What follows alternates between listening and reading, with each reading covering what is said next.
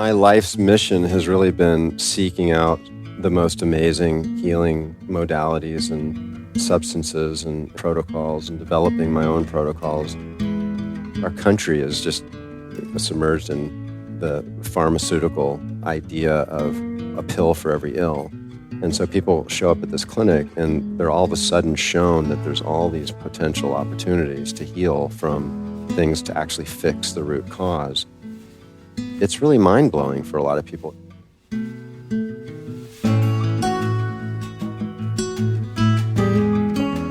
All right, we are back in black. It's been too long. I'm glad to be back. This is an exciting episode to publish, folks. It was recorded at the Advanced Rejuvenation Clinic in Sarasota, Florida during my most recent medical excursion. This is episode 422, Miracle Stem Cell and Laser Treatments for Hearing Loss and Tinnitus with Dr. John Lieurance. Show notes, links, and transcripts for this one can be found at lukestory.com/ears. And I know you've got ears because you're listening to a podcast.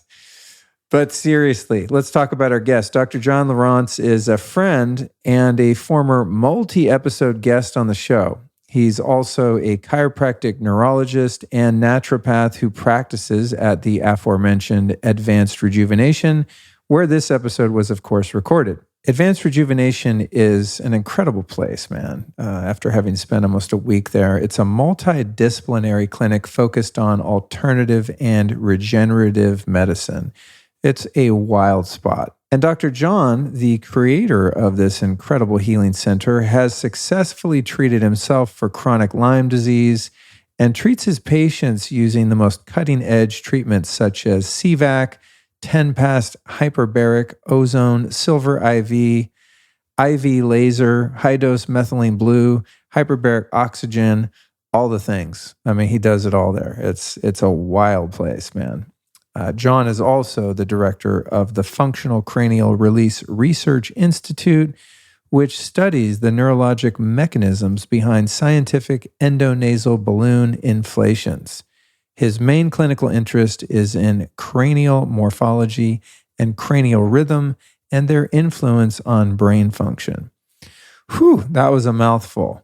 John's also the founder of a company called MitoZen, and I'm obsessed with his stuff, honestly. I use his products all the time, and it was really cool, actually, to go to the Advanced Rejuvenation Center because he recently migrated his MitoZen factory into that same location. So I got to see kind of behind the scenes how all of the supplements are made, the nasal sprays and suppositories and all the things. It was super cool. So by the end of this episode, it's likely that you might want to explore some of the MitoZen stuff. You can find that at lukestory.com/MitoZen to check out his incredible product line. And if you use the code LukeStory, you're going to save 5% off. That's lukestory.com/MitoZen.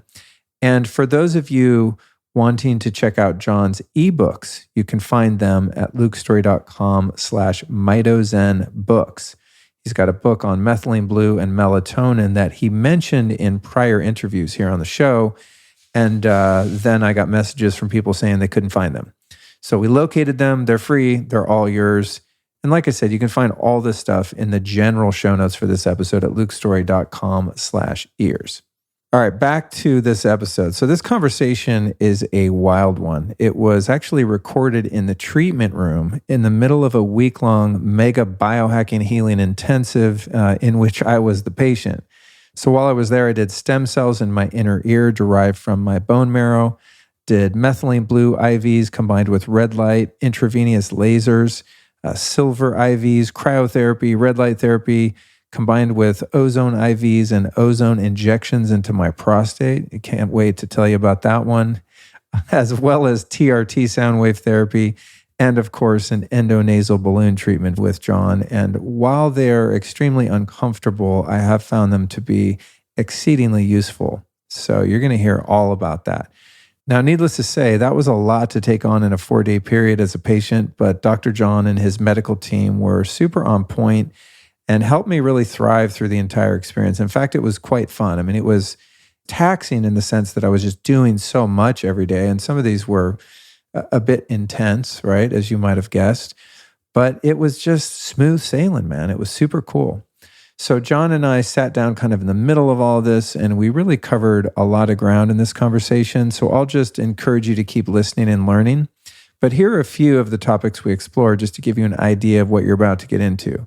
The absolute importance of caring for your inner ears even while you're sleeping, how adhesions and misalignment in the spine and skull can make a huge difference in your hearing, sensory rejuvenation, which is how John is helping patients create resilience and heal their relationship with the senses, the effects of inflammation on mitochondria, resolving complex health issues that are often considered chronic, Dr. John's personal healing crisis and what he learned from it, all about tinnitus or tinnitus and how to get rid of it, which was really the goal of my stay there and all of my treatments. I mean, that was the core of why I went. And then John just threw the kitchen sink at me. And by the way, for those of you wondering, did it work? We don't really find out the actual results of this particular stem cell and exosome injection into the inner ear until about 3 months. So stay tuned. I'll report back. So far, so good. We also talk about the various uses of methylene blue and the power of combining it with red light and lasers. And we also get into the depth, no pun intended, of prostate infections, an issue that many doctors brush off as normal, but are absolutely not, and also treatable, thankfully. We also talk about using hermetic stress to activate the body's own healing power, and how to ensure your cerebrospinal fluid is a river instead of a swamp. And we also talk in great detail about all of the various modalities I experienced at the clinic this particular week, which will no doubt give listeners a firsthand experience of what's possible if you're willing to explore the fringes of medicine, which of course I am. Okay, that's it for the setup. Now, before we begin, I want to inform you that I was still under the influence of some mild anesthesia, ketamine, and some crazy strong CBG at the time of this recording. So your host was unusually animated, to say the least. And my hope is that you have as much fun listening to this as I did recording. It gets pretty weird, and now you know why. Okay, fasten your seatbelts, my fine people, and prepare yourself for one hell of a ride with Dr. John Lieurance on the Lifestylist podcast.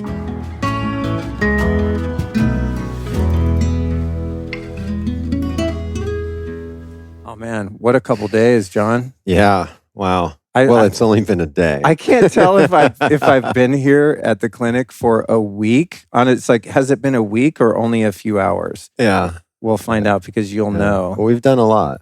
Yeah, we have done a lot. So this is, I think, your 5th appearance on the podcast. Yeah, that's and 5.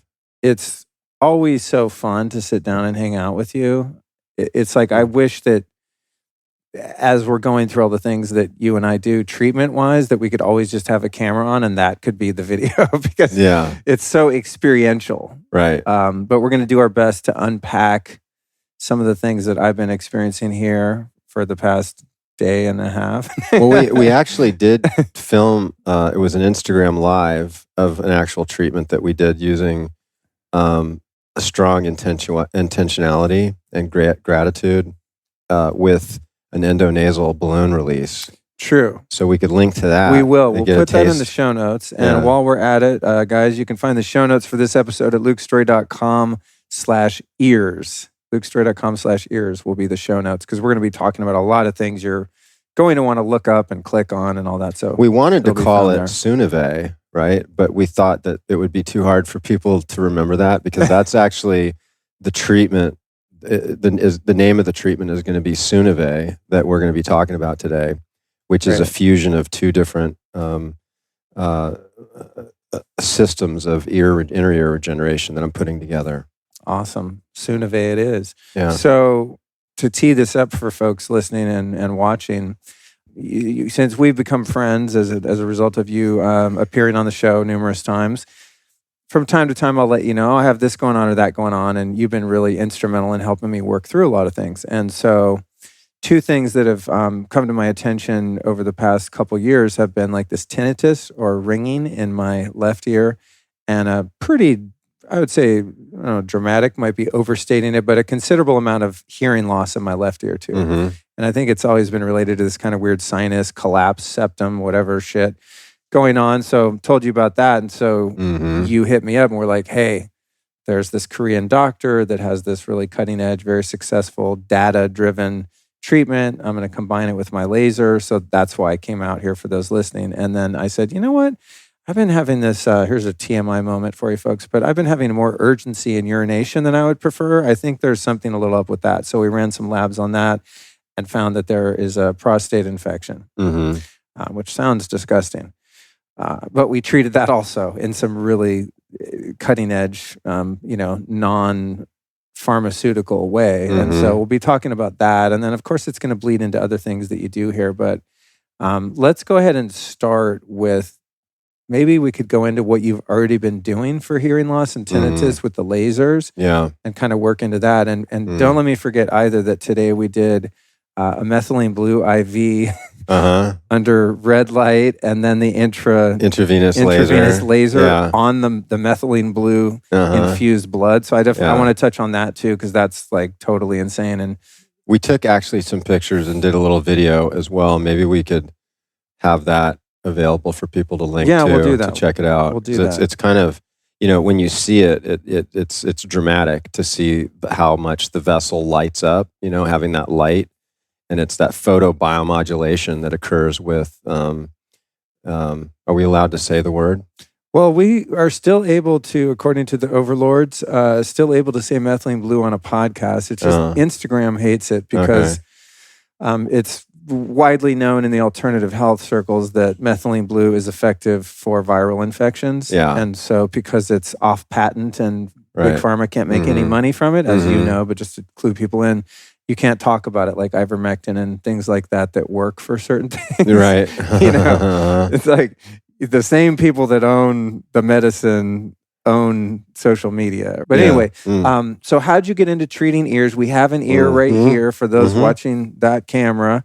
Tell us about the laser treatment that you had, and then how the stem cell thing from Dr. Shem is getting integrated into that. Yeah. Well, I think we're going to be able to pull a lot of things into this conversation because the inner ear, in my view, is the canary in the coal mine. You have nerve cells that are so fragile because they're so metabolically demanding, because they never get to rest. Our ears are working even while we're sleeping.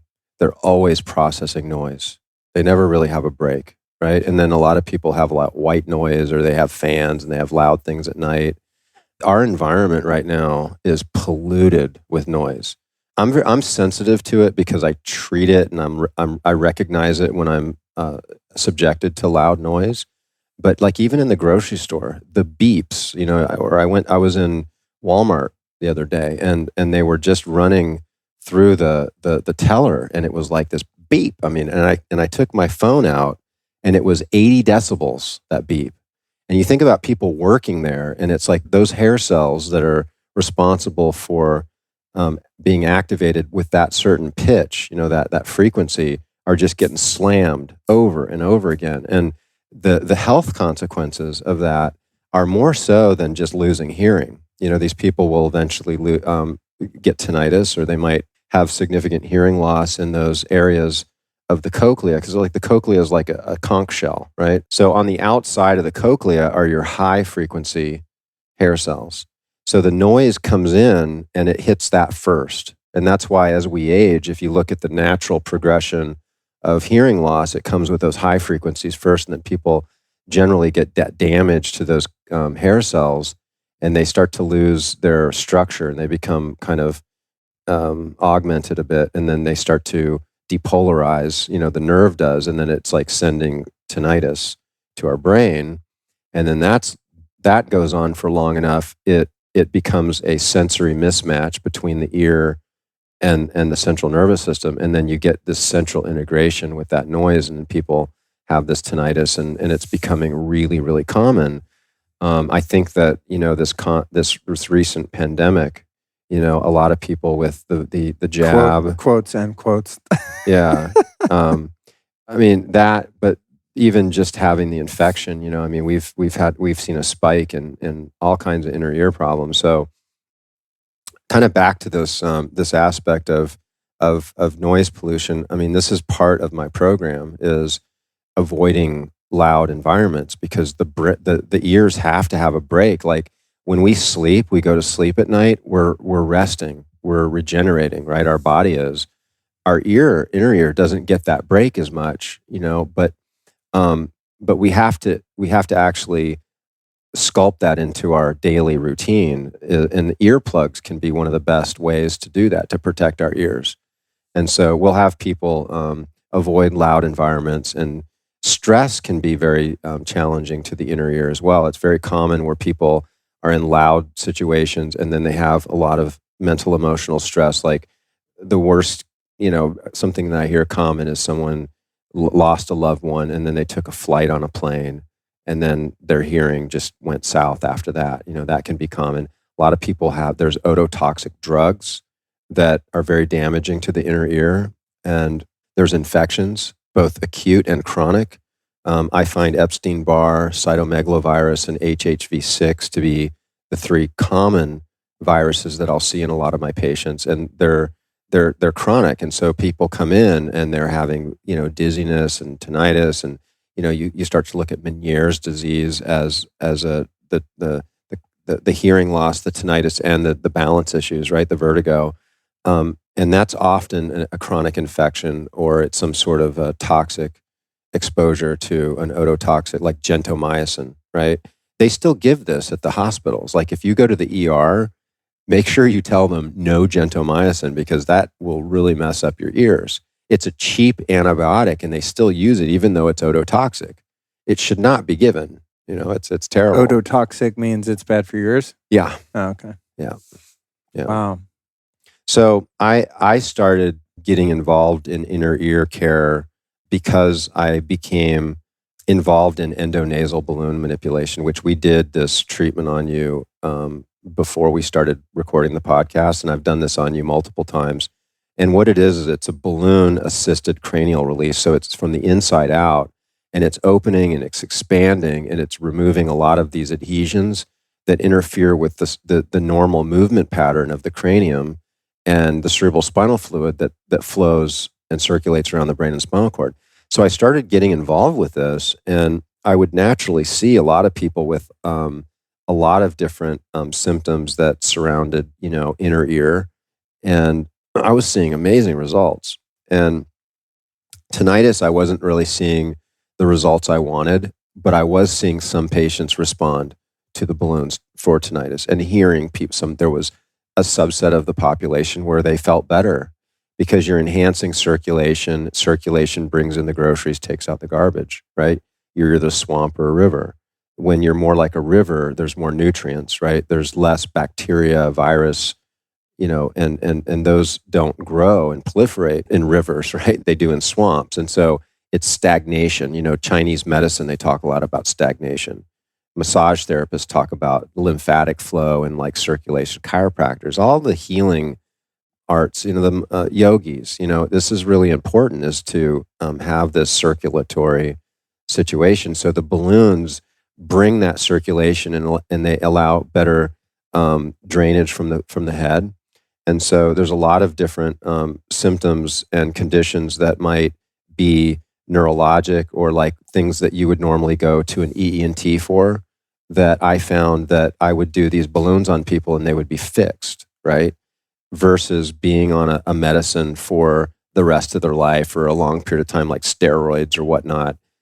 I was actually fixing the problem, and these people were getting better, and I was having great results, and people were flying to me. I mean, we still have this going on, obviously, people flying in, and there was one patient that she got great results with vertigo, and her hearing was improved slightly, and her tinnitus wasn't really changed much.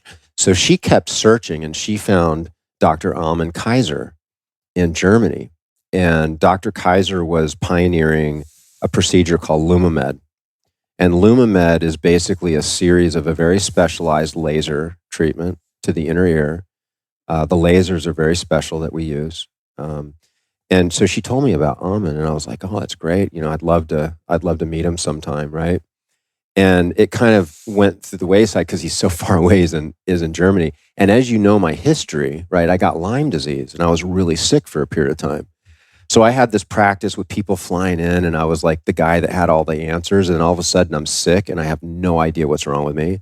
And I'm going to all these experts and they don't have the answers. And I knew something was terribly wrong. So I finally tested myself, found out I had Lyme. And there was a doctor in Pforzheim in southern Germany. So I went out there to do treatment with him for Lyme, which didn't really do much for me, actually. But, it was meeting Dr. Kaiser was the silver lining to that trip. And so I was out there and I posted on Facebook, and this patient who was also on Facebook was like, hey, you ought to go meet Dr. Kaiser. He's just in Baden-Baden.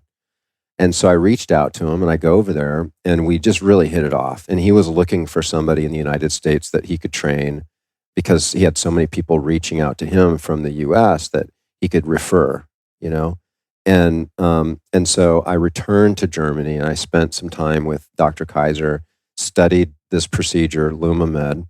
And this was about 5 or 6 years ago. And I came back and I brought the technology to the US and we've been doing it. And we're the only center that does this. And we've had people fly from all over the place. A lot of people in the United States to Florida to receive this treatment. And I've seen some really amazing results with hearing loss, tinnitus, and dizziness. I don't approach it the same way Dr. Kaiser does because of my training with functional neurology. And so I have a much broader skill set when it comes to vestibular disorders, where we're able to do a lot of other things using neuroplasticity and different brain-based exercises and stabilizing activities. And when you combine that with the balloons and with the laser, it's like, we're really seeing some very exciting things. So the same thing happened to me recently with a patient that, because tinnitus is still difficult, even with everything that I'm doing, it's still a tough condition to get results with, right? And so this patient found Dr. Shim in Korea, and Dr. Shim developed something called the Shim Spot, and this is it's either platelets, like a platelet-rich plasma, which is growth factors that are concentrated from your blood. So you have a simple blood draw, and it's a short spin of your blood, and there's a certain subset of that blood which are growth factors. They're healing factors from your blood that are separated out, and then immediately they're injected into the inner ear. And the other method that he has is a stem cell injection, which is bone marrow, which we did on you yesterday. So we do a really simple extraction of bone marrow. It's just we don't really need much for the inner ear. We sedated you, right? We used the gas and we had some ketamine that kind of put you in a bit of a twilight. I'm really grateful that we did that small dose of ketamine in the trochee, like a kind of a lozenge. Mm-hmm. That really helped too, because I was thinking about the kind of the blunt trauma, even though it's not that big of a deal, the procedure, really, if you think about it. I mean, you're going through very little tissue to get into that bone, and that bone in itself is relatively thin where you're going to get the marrow. So it's not like putting a freaking ice pick through your femur, you know what I mean? I mean, it's right there. I could even sense that it wasn't that, but still to the body, any penetration or any kind of invasion, I think can be, experienced by the body as a living entity, as a trauma. So it was actually really cool to kind of be in communication with my body and be under just a little bit of the anesthesia between those two combined, where I had my wherewithal and I knew what was going on, but I could intentionally disassociate to the degree that I felt I needed to make it less traumatic on my body. Yeah. And then it was just a matter of kind of breathing and surrendering into it. I mean, I wouldn't say it was a walk in the park, like, oh, let's do that every day. Just because it's more the psychology of it, because you're like, there's a needle going into me, and you feel someone kind of pushing on that bone to extract, and it's like the mental part of it, I think, is actually worse. And it's totally that way. Yeah, that's why the sedation that we use is, you're still clear. You can still communicate with us. Yeah. But and then we have the sound and the music through the table. Yeah. That was another really cool thing about the treatment, actually. And it reminded me of when you and I were out with Dr. Matt Cook, and he was doing the work on my hip and my back. Yeah. And he just had the Grateful Dead playing, blasting the whole time. Yeah. And I'm watching his needle in the ultrasound. I'm laying there just seeing his needle go in the fascial plane and squirt the exosomes in there and everything. It kind of reminded me of that. It just, you created a vibe.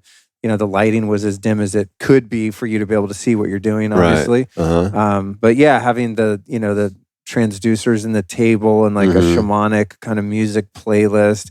It's very different than what one would experience. Speaking of noise, I've always thought about how just auditorily toxic it is in a hospital. I mean, you walk into any room, even if they're not operating, just being in a room, it's like beep, beep, it's just such an assault of noise. It's really agitating to your nervous system. So to be able to be on the table and feel the sound, the bass through the table and just hear that and have just the right amount of anesthesia made it totally doable. So anyway, that's what it was. That's what it was we want to hear. Yeah. But yeah, mentally just knowing like, holy shit, these guys better know what they're doing. Yeah. I kept kind of just praying and be like, because I had a blindfold on, and while the fluid is going in your ear, you're also kind of deaf. Yeah. So it was muffled in terms of what you guys are saying. I'm like, I couldn't tell if there was someone in the room the whole time, what was happening, so I just had to keep trusting and surrendering because there is a needle, like a fucking hypodermic needle going into your ear, so there was a lot of trust. Knowing you helped a lot, you know, and just like, I know you got my back like you do all of your clients. But yeah, very interesting experience.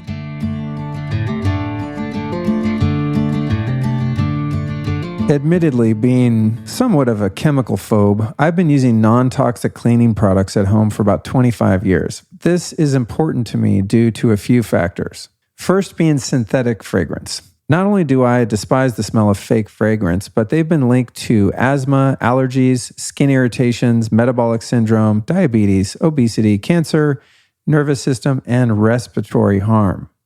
As if that's not a good enough reason to avoid this stuff, next is the endocrine disruptors.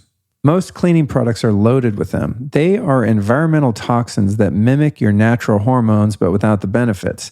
They can affect the ovaries, adrenals, thyroid, and other glands. So no bueno, gonna avoid it. Now, I recently got turned on to a really cool company called Branch Basics that solved this whole problem for me. Branch Basics is fragrance-free, plant and mineral-based, free of harmful preservatives. It's biodegradable, non-GMO, gluten and tree nut-free, and best of all, maybe not tested on animals. Plus, it's way more affordable than other similar products.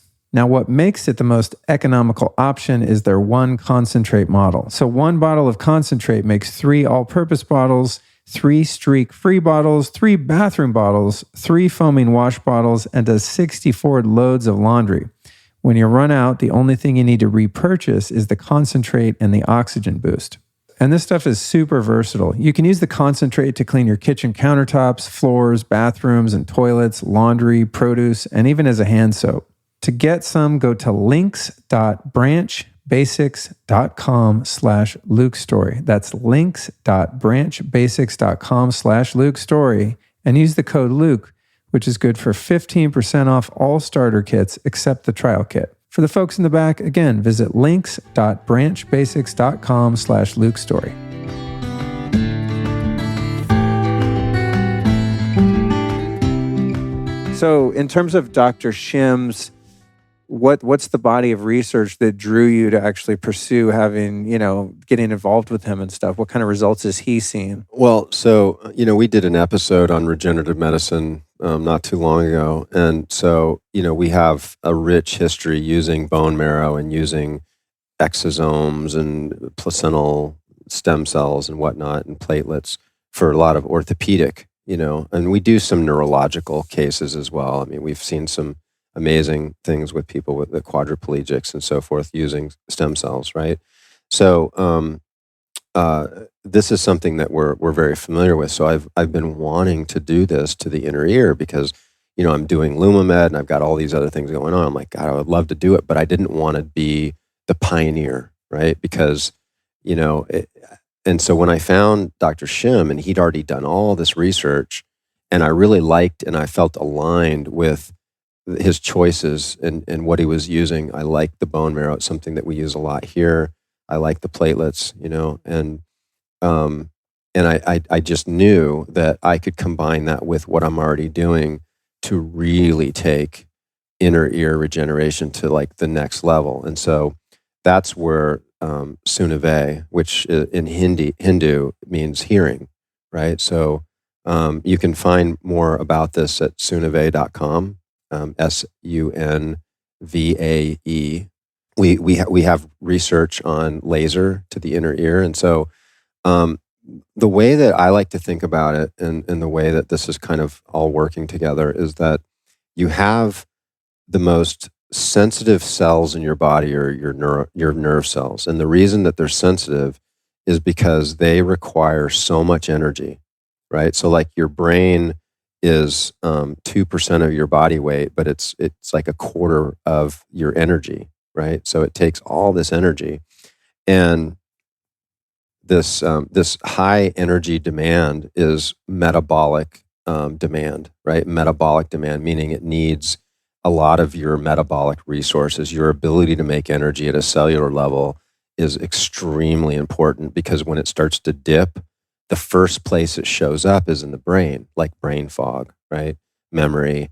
People with various neurological conditions are subject to metabolic issues, because it's the mitochondria ultimately that's inside of the cell that is making energy, and it's making energy efficient or it's not. Like a car that may have, it's old and it's taking more gas and it's producing more pollution. In your body, you have the same thing. And as we get older, it's actually totally normal and natural for people to become less efficient as they get older, less efficient at making energy. And this is the core of all diseases. This is what I discovered through my challenges through Lyme disease, is that there's one common thread of all diseases, because they all start with low energy. And we have various expressions of this low energy depending on our genetics and depending on our environment. And so with you, it might be a prostate problem. With me, it might be a liver issue, right? And so anybody that's looking at finding answers to any type of condition, health condition, needs to take that really seriously, to look at how can you support your energy production, your metabolic status, right? So we call it metabolic medicine. And why this becomes so important is because, as we talked about before, the inner ear is out of all of the nerve cells, it's like one of the most demanding. It's why it's the canary in the coal mine. People start to have challenges with their metabolism and their energy production.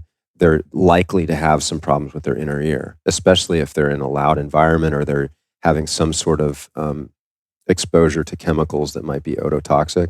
And I would recommend looking that up. I mean, we're not going to get into it now, but you can easily Google ototoxic chemicals, foods, drugs, and so forth. And you can find lists of that. And those are things that you might want to start looking to avoid. So I knew if I could put together a program that supported energy, and this is the whole premise of Lumamed and laser, because your cells, they have the ability to take photons, which is non-matter. It's light. It's a unit of energy that has no matter. It's energy, right? But it's a tiny little unit. And then you have an electron, which is matter. There's actually something there. It's like a little particle, right? And that is the electron transport chain in the mitochondria. That's what they call it. It's moving electrons. That's what the mitochondria does. It moves electrons. In the process of moving electrons, it's exothermic. This is a term in chemistry that means it's energy, heat comes from it, exothermic. And this exothermic reaction, the mitochondria in the cell use to make something called ATP, which is the energy currency that makes everything work. And when you don't have that, you could die very quickly. Like, you need that constant supply, and the nerves, again, and the inner ear are extremely sensitive to that. So what's really amazing is that inside the mitochondria, you have 4 complexes, and they're named complex 1, 2, 3, and 4. And complex 4, they call the cytochrome C. okay? And that complex cyto cell and chrome is light. That complex actually can use light to make energy. And in fact, at a chemical level, there is a photon produced in order to complete that last step. And so that's why red light therapy, like we have a whole a little room that has all these big red lights I showed you, I think. I used it yesterday. Yeah. When I landed, thank God. Yeah. Yeah. And this is... I liked it because you have both sides too. Oh, yeah. Like I have my Juve thing back home and the sauna space, but it's, you just do one side at a time. Mm-hmm. It's cool being sandwiched in that little closet. You can really feel the heat from both sides. It was cool. Yeah. And that's when you combine that with methylene blue, and we created a protocol called sensory rejuvenation. And we haven't even really had a chance to discuss this. This was something I was going to talk to you about a little bit later in your visit, right? And so sensory rejuvenation uses things like methylene blue, uses things like high dose melatonin, right? I wrote a book called Melatonin Miracle Molecule, and it's right there behind him for those on video. Yeah. So this is on Amazon, and it's beyond sleep, right? And so melatonin is probably, between melatonin and methylene blue, they're probably the two most exciting molecules to really support cellular energy and also to support the stresses that we're that we're subjected to, like stress resilience, right? The ability to take stress, which is always in the form of inflammation. This is really interesting to look at it that way. Like, all stresses have one thing in common, is they result in inflammation. That inflammation needs to be dealt with by the body. And mitochondria absolutely can't stand inflammation. They shut down. In fact, they shut down to the point they say, I'm not even going to work. You got to do it yourself, because I really don't like the inflammation that much. And so what happens is the energy then has to be anaerobic glycolysis. So it's without oxygen, out in the cytosol, so out of the mitochondria.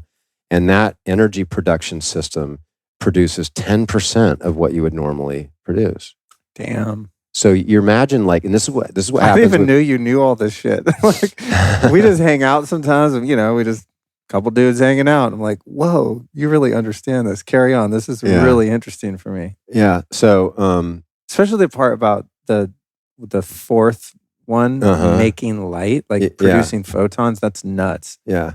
Your mitochondria actually like emit light. That's so fascinating. Yeah. And there's little particles that spin really, really fast in there. And it's like if we could like shrink down to like a tiny little and like observe, it would probably look like the most beautiful, magical thing you'd ever see. Right. It's like a mini cosmos in there. Yeah. Yeah. So, I'm still under a little anesthesia. No, I'm not. Sure it wasn't that CBG? I did take that super.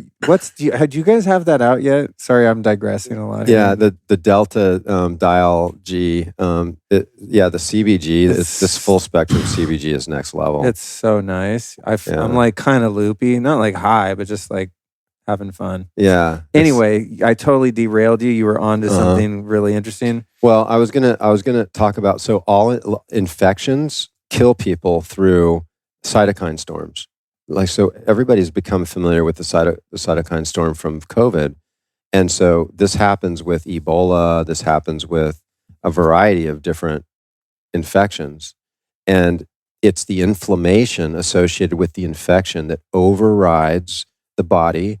The stress of infection is overwhelming. The mitochondria shut down. We start going on 10% of its energy, and it's not enough to fuel the immune cells. So the immune cells, all of a sudden, they poop out, and that's where people die. And it's based on this concept of the mitochondria saying, I can't work in this environment anymore. You have to do it outside of the mitochondria. And so what has been fascinating to me is finding out that what keeps it inside the mitochondria is melatonin. And melatonin sits there, and it's made by every mitochondria. You don't need it if there's no inflammation. If there's no stress equals inflammation. If there's no inflammation, the mitochondria is cool. Like it doesn't need the melatonin. But when things start to heat up and you have that inflammation, melatonin comes in and it's holding the fort down. right? But it only can do so much. And as you get older, you produce less melatonin. And so you have less resilience to stresses.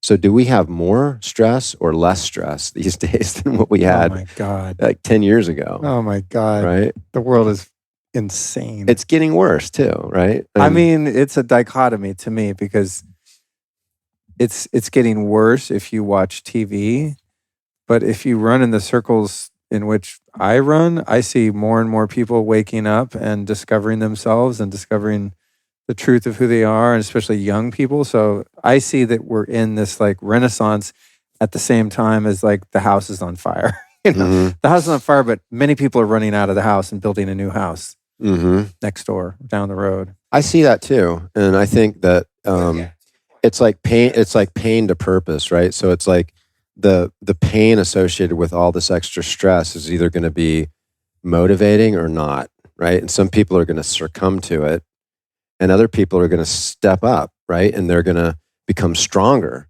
right? So strong winds make for strong timber, right? That's what I think a lot of the people that we're surrounded with, because we're kind of in that world. And you know, I will mirror your thoughts as well. It's like I see some amazing people that are doing amazing things right now. And then I also see a lot of people that are really suffering. And that's why I love what I do, because I'm in a place that I can help those people that are suffering and show them, you know, some of these secrets, you know, like with melatonin, with methylene blue, with, you know, all of these things. You know, you don't have to take medicines or get surgeries. You know, it was really interesting. Like kind of questioning whether I want to say this or not, because I was really... That happens a lot when we talk. Every time you guys, before we record, John's like, hey, there's this thing. Da, da, da, da. I don't know if I should talk about it on the podcast. And I'm like, hey, do you? You know, I'm open. I'm here for all of it. Well, you know, so Dr. Shim was really a lovely man, and I was really happy to have him come and train the last couple of days. And he comes from a very medical side, and his skill set is with surgeries, you know, and procedures. And when we talked about virtually every type of holistic modality, he wasn't really familiar with it. In fact, I was educating him on laser, and I'm not saying this in a negative way, because this is 99% of that's what happens in the medical field, is you're indoctrinated into using, you know, molecules that have gone through double-blind placebo studies, and it's like they're for one indication. And to me, it's a broken system, but it's not that it's bad. It's just that's what they were trained with, right? So I had brought up the endonasal treatment that I do, and you were sitting here, and Dr. Love was in the room.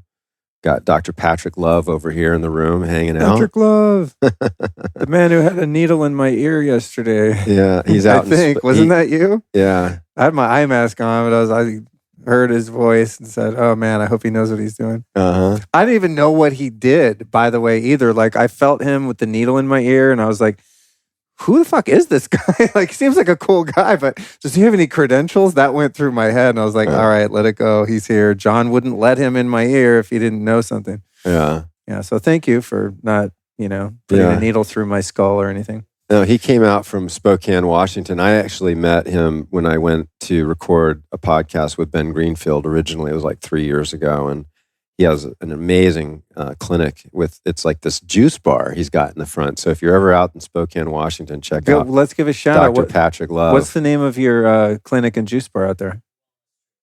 Wellness Tree Clinic and Wellness Tree Juice in Spokane, Washington. Boom. If you guys are in the area, hit it up. Yeah, check it out.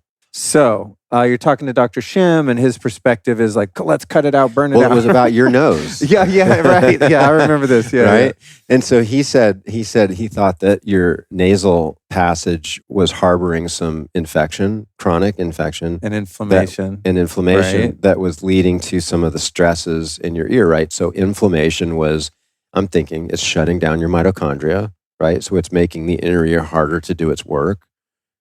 That's really at the bottom. That's the bottom line of what's happening, right? His idea was to do steroid nasal sprays for a while, which is what I used to do when I couldn't breathe. Before I knew that it was my diet and not having the balloons in my nose like you did.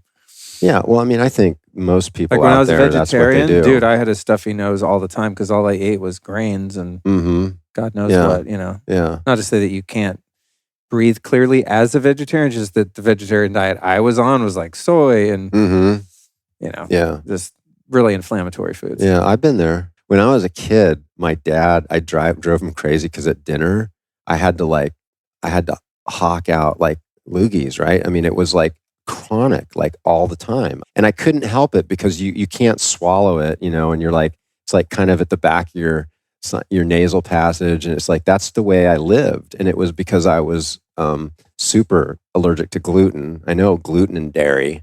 I don't consume either of those anymore.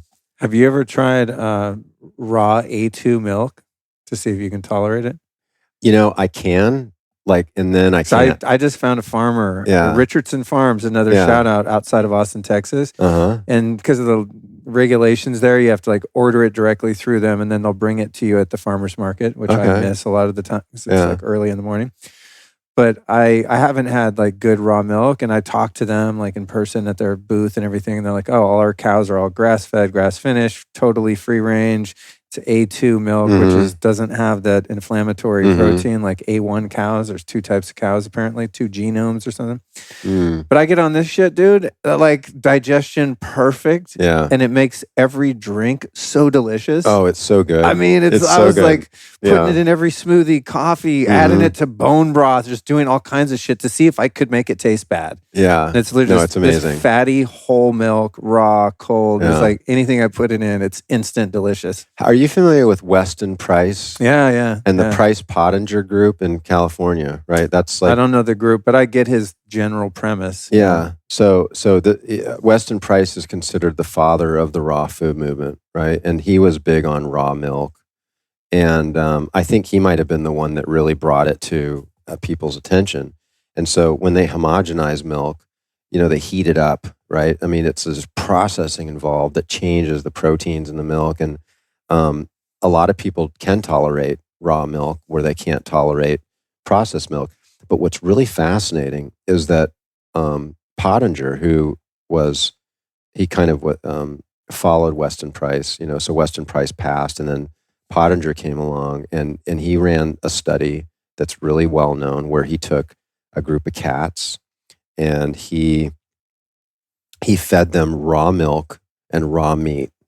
The other group of cats cooked meat and homogenized milk. And so let's give a little bit of background. What Weston Price really talked about was that the skull would collapse in, right? And the palate would narrow, the teeth would crowd, the maxillary bones would fall in, and you'd have sinus problems. From eating processed foods, from eating, essentially. Or there was Western diet. There was yes. In essence, and that would be the chemistry of the processed food, but also when you're not eating harder food, you're not activating bone growth, especially when you're young. So there's a lot of different factors that play in on how the skull doesn't develop. And so you look at Aborigines, and so it's one of the books I have in my room where we did the treatment is on physical degeneration is the name of the book. And so in this book on physical degeneration, Weston Price has pictures of all of these Aborigines and also pictures of people that were raised in industrial, civilizations. And there was even twins. And you'd look at one in the wide palate and the other one, the face is all collapsed.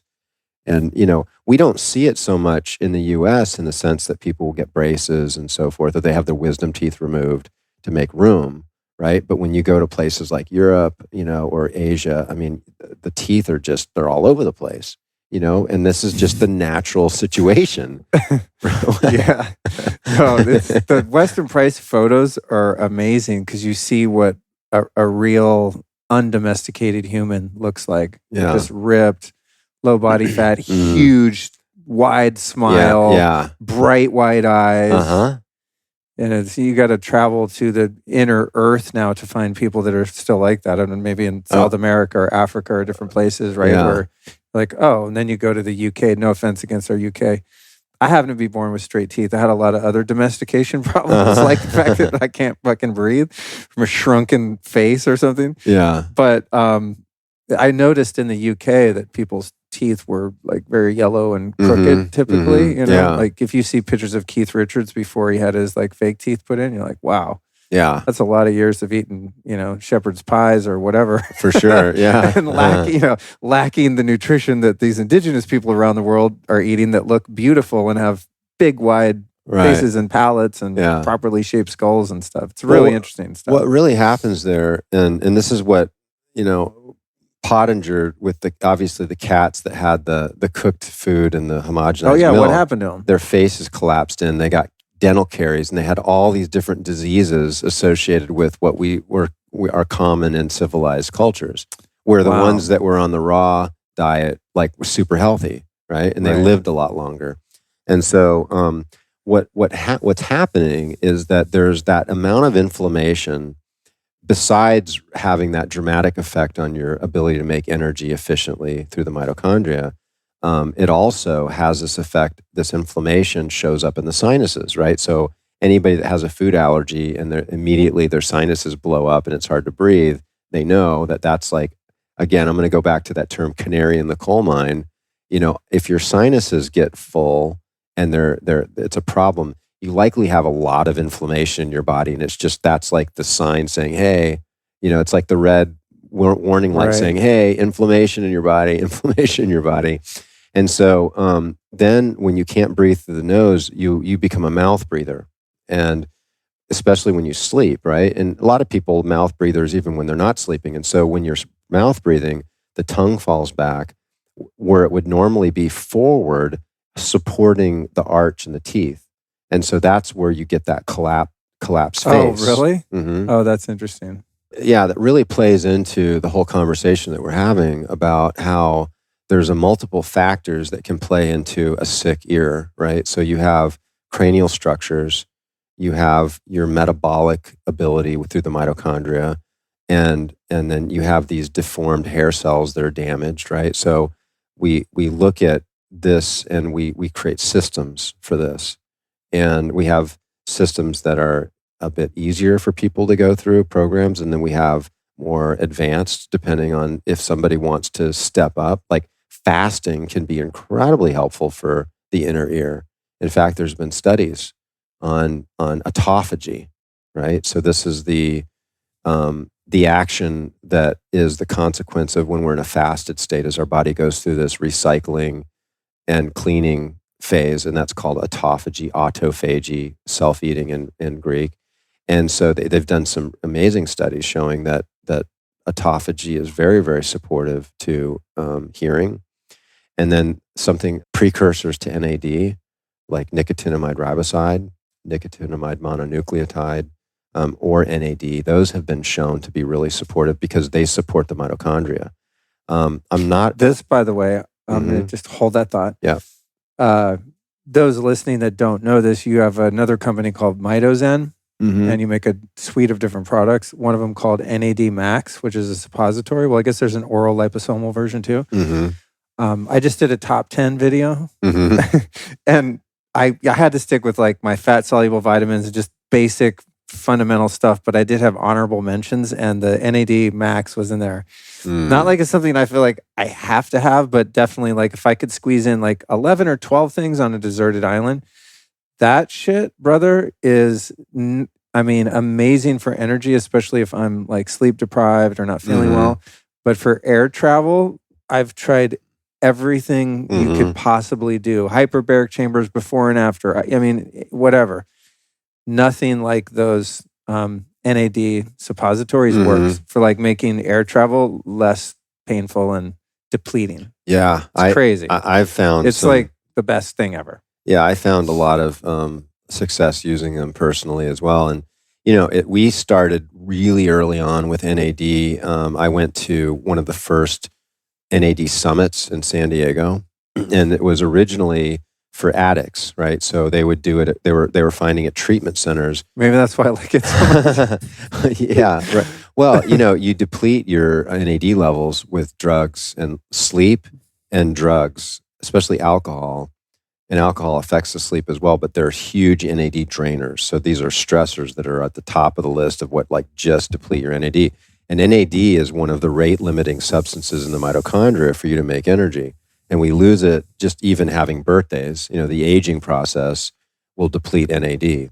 And so when you start to bring that NAD back in and you start to increase cellular energy ability, things like mood improve quite a bit. You're wanting to socialize. And so this is what happens with people that go through addiction, and they hit these serious bottoms. They've like just really depleted their essence, and that's the NAD. And so they found that giving these people through intravenous treatments, that their recovery was so much more robust because they felt more alive and happy.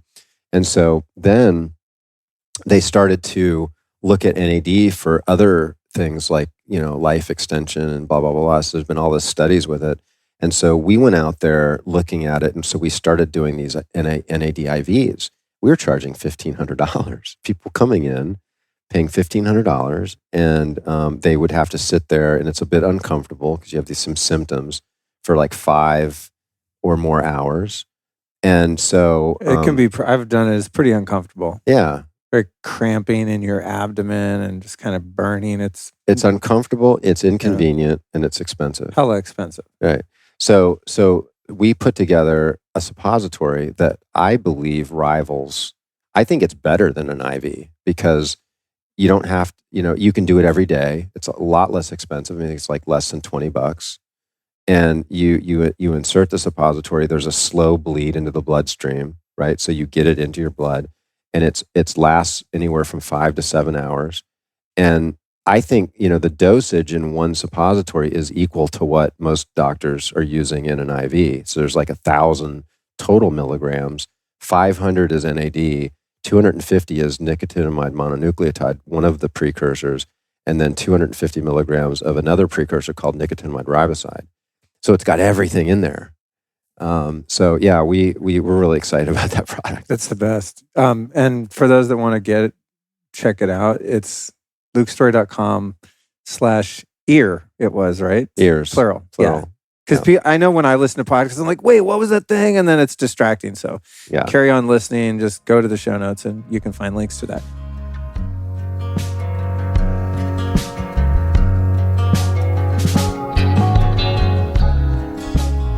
Have you ever wondered why some people get really sick while others only have mild cases? Well, researchers say the answer can be found in your gut health.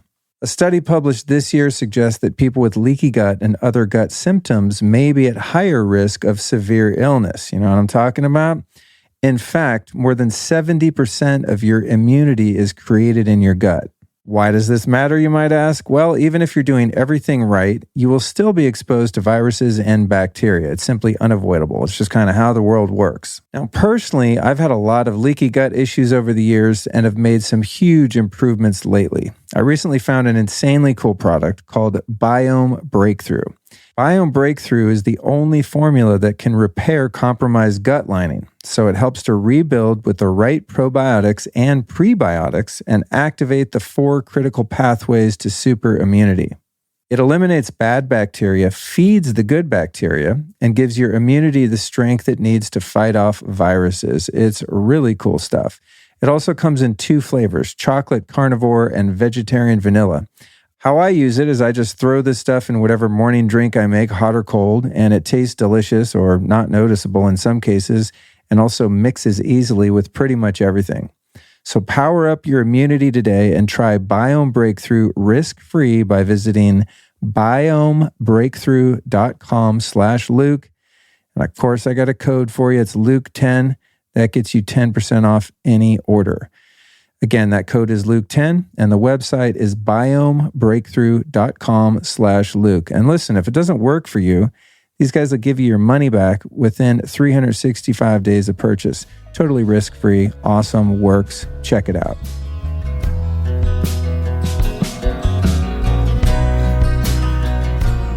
Let's go back to the ear in that, what is the Lumamed laser doing to bring it back to life and help with, the energy production or whatever it is in there that's actually getting to the healing? So laser is really helpful for lymphatics, and if you look at like the list of what laser does to human tissues, cells and tissues, it's a list. I mean, it increases protein synthesis, ATP synthesis.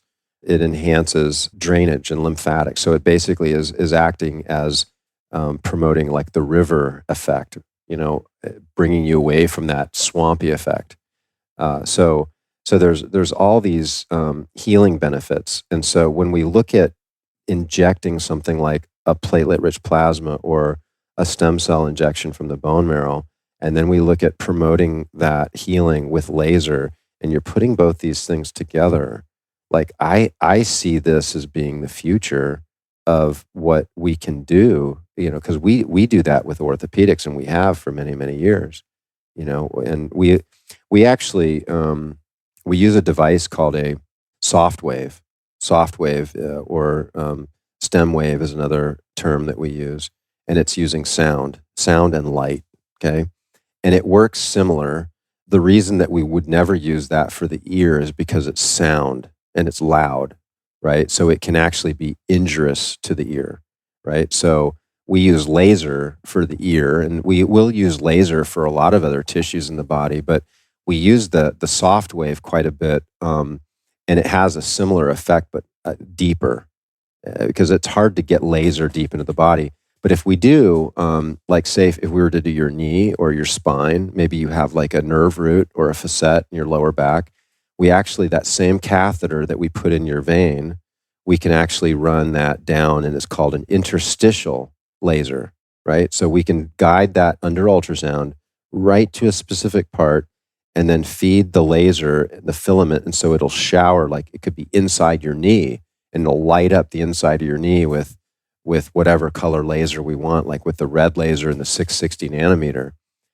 So we've been doing that for a long, long time, and it's incredibly synergistic. And so all we're doing is taking something that has proven the test of time, and it's shown that it's a beautiful marriage and very synergistic, and we're just applying this to the inner ear.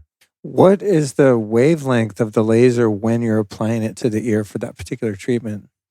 It's between 600 and probably 685 nanometers. So it's right in that sweet spot of where it's really magical. That 660 is really a beautiful area, because we find that's the area that really turns on that cytochrome component of the mitochondria. And it also is the perfect wavelength to really activate methylene blue. Right.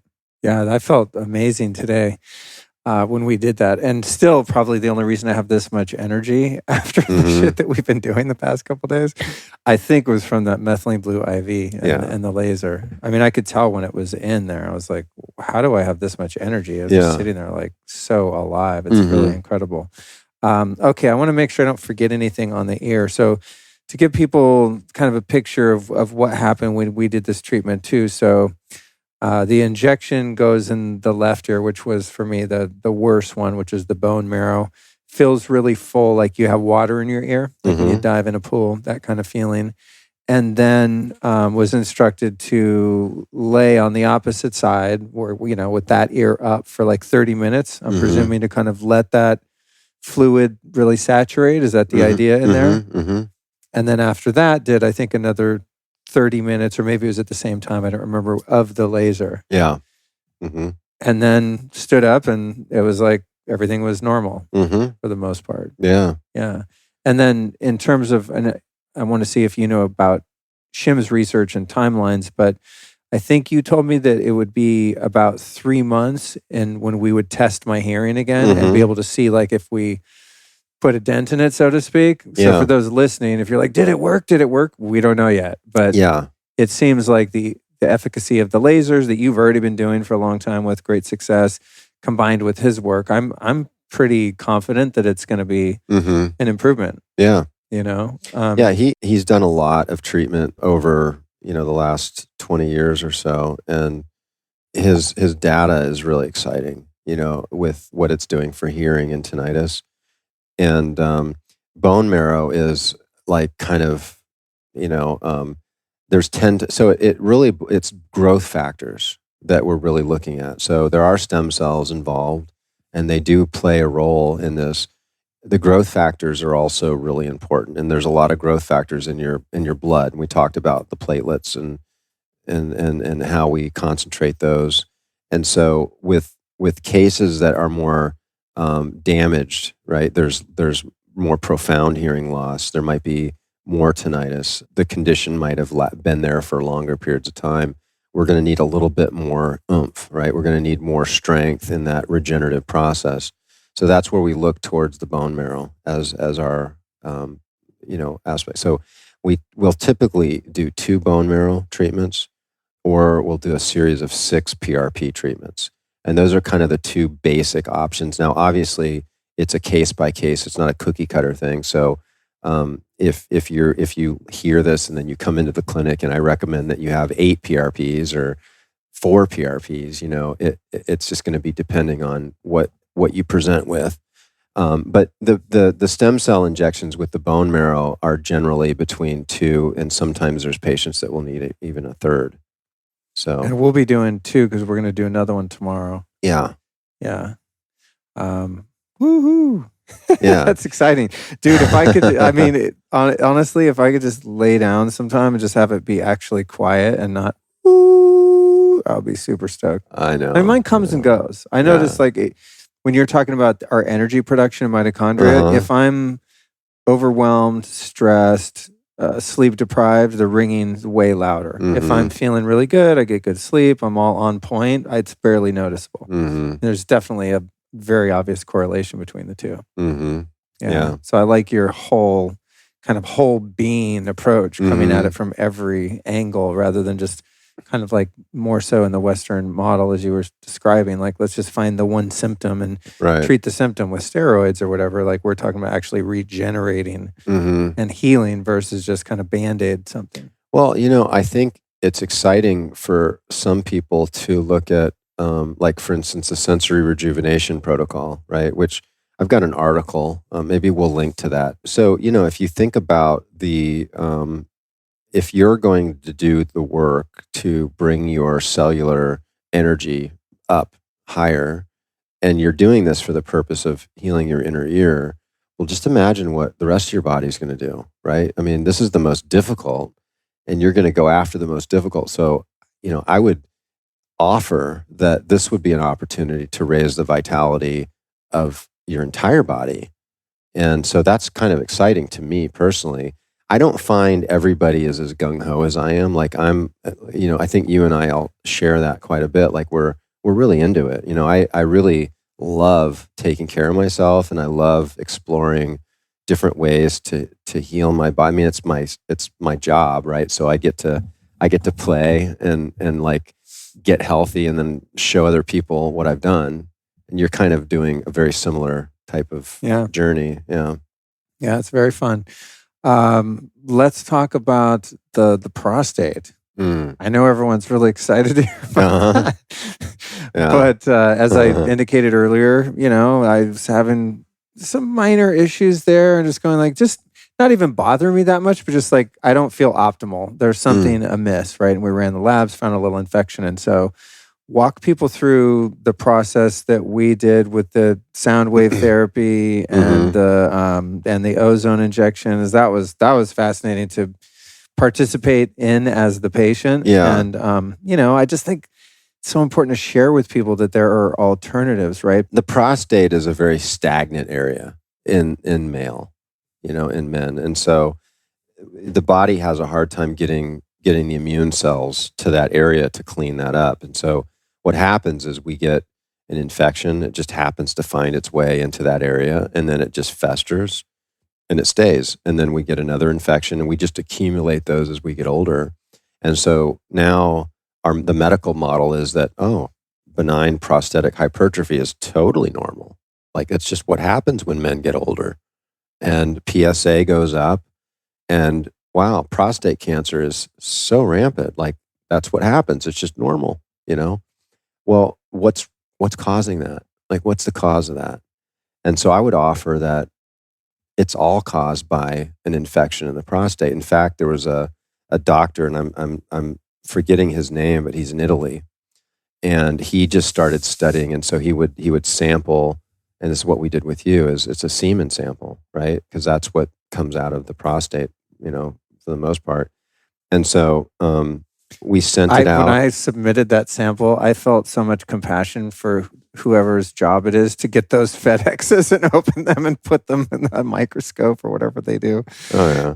As I was mailing it off, I was like, I'm sorry, this is your job. Yeah, but anyway. Well, because a human's doing that on the other end, right? Yeah. Okay. Yeah. Well, you never know. They might enjoy it. Maybe. I mean, but this is like the disconnect between me and all medical professionals. The stuff you see, like you're looking in my ear with a whatever, and you see the needle going in the blood and guts and all the things. I mean, I think people that are medical practitioners, it's just not a big deal to them. To the average person like me, it's a little bit off-putting. Yeah. That's all. Yeah. Well, okay. So back to the sample. So yeah. So it's sent to a lab, and then they can look and see. I mean, you had 2 infections, right? You're gonna do a Zen? Yeah. All right, Zen break. I'll show people in my camera what it looks like. I'm going to make a really funny face. This is John's other product from MitoZen. It's called Zen Spray, Meditation Mist. Oxytocin, Amazonian tobacco, plant medicine, hape sort of thing, and essential oils. It wakes up my brain really well.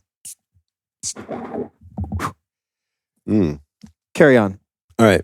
Your sample showed that you had 2 infections. Womp womp. And I've seen some people that had 5 or 6. I've seen some people that had like mold growing in their prostate. Right. And I had, I've seen cases that were diagnosed with cancer.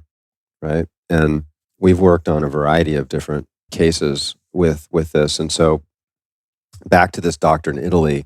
So he basically started testing everybody, and he saw, I forget like how many people he tested, but I think it was like 1,500. It was a large study that he did. Every one of the patients had an infection, right?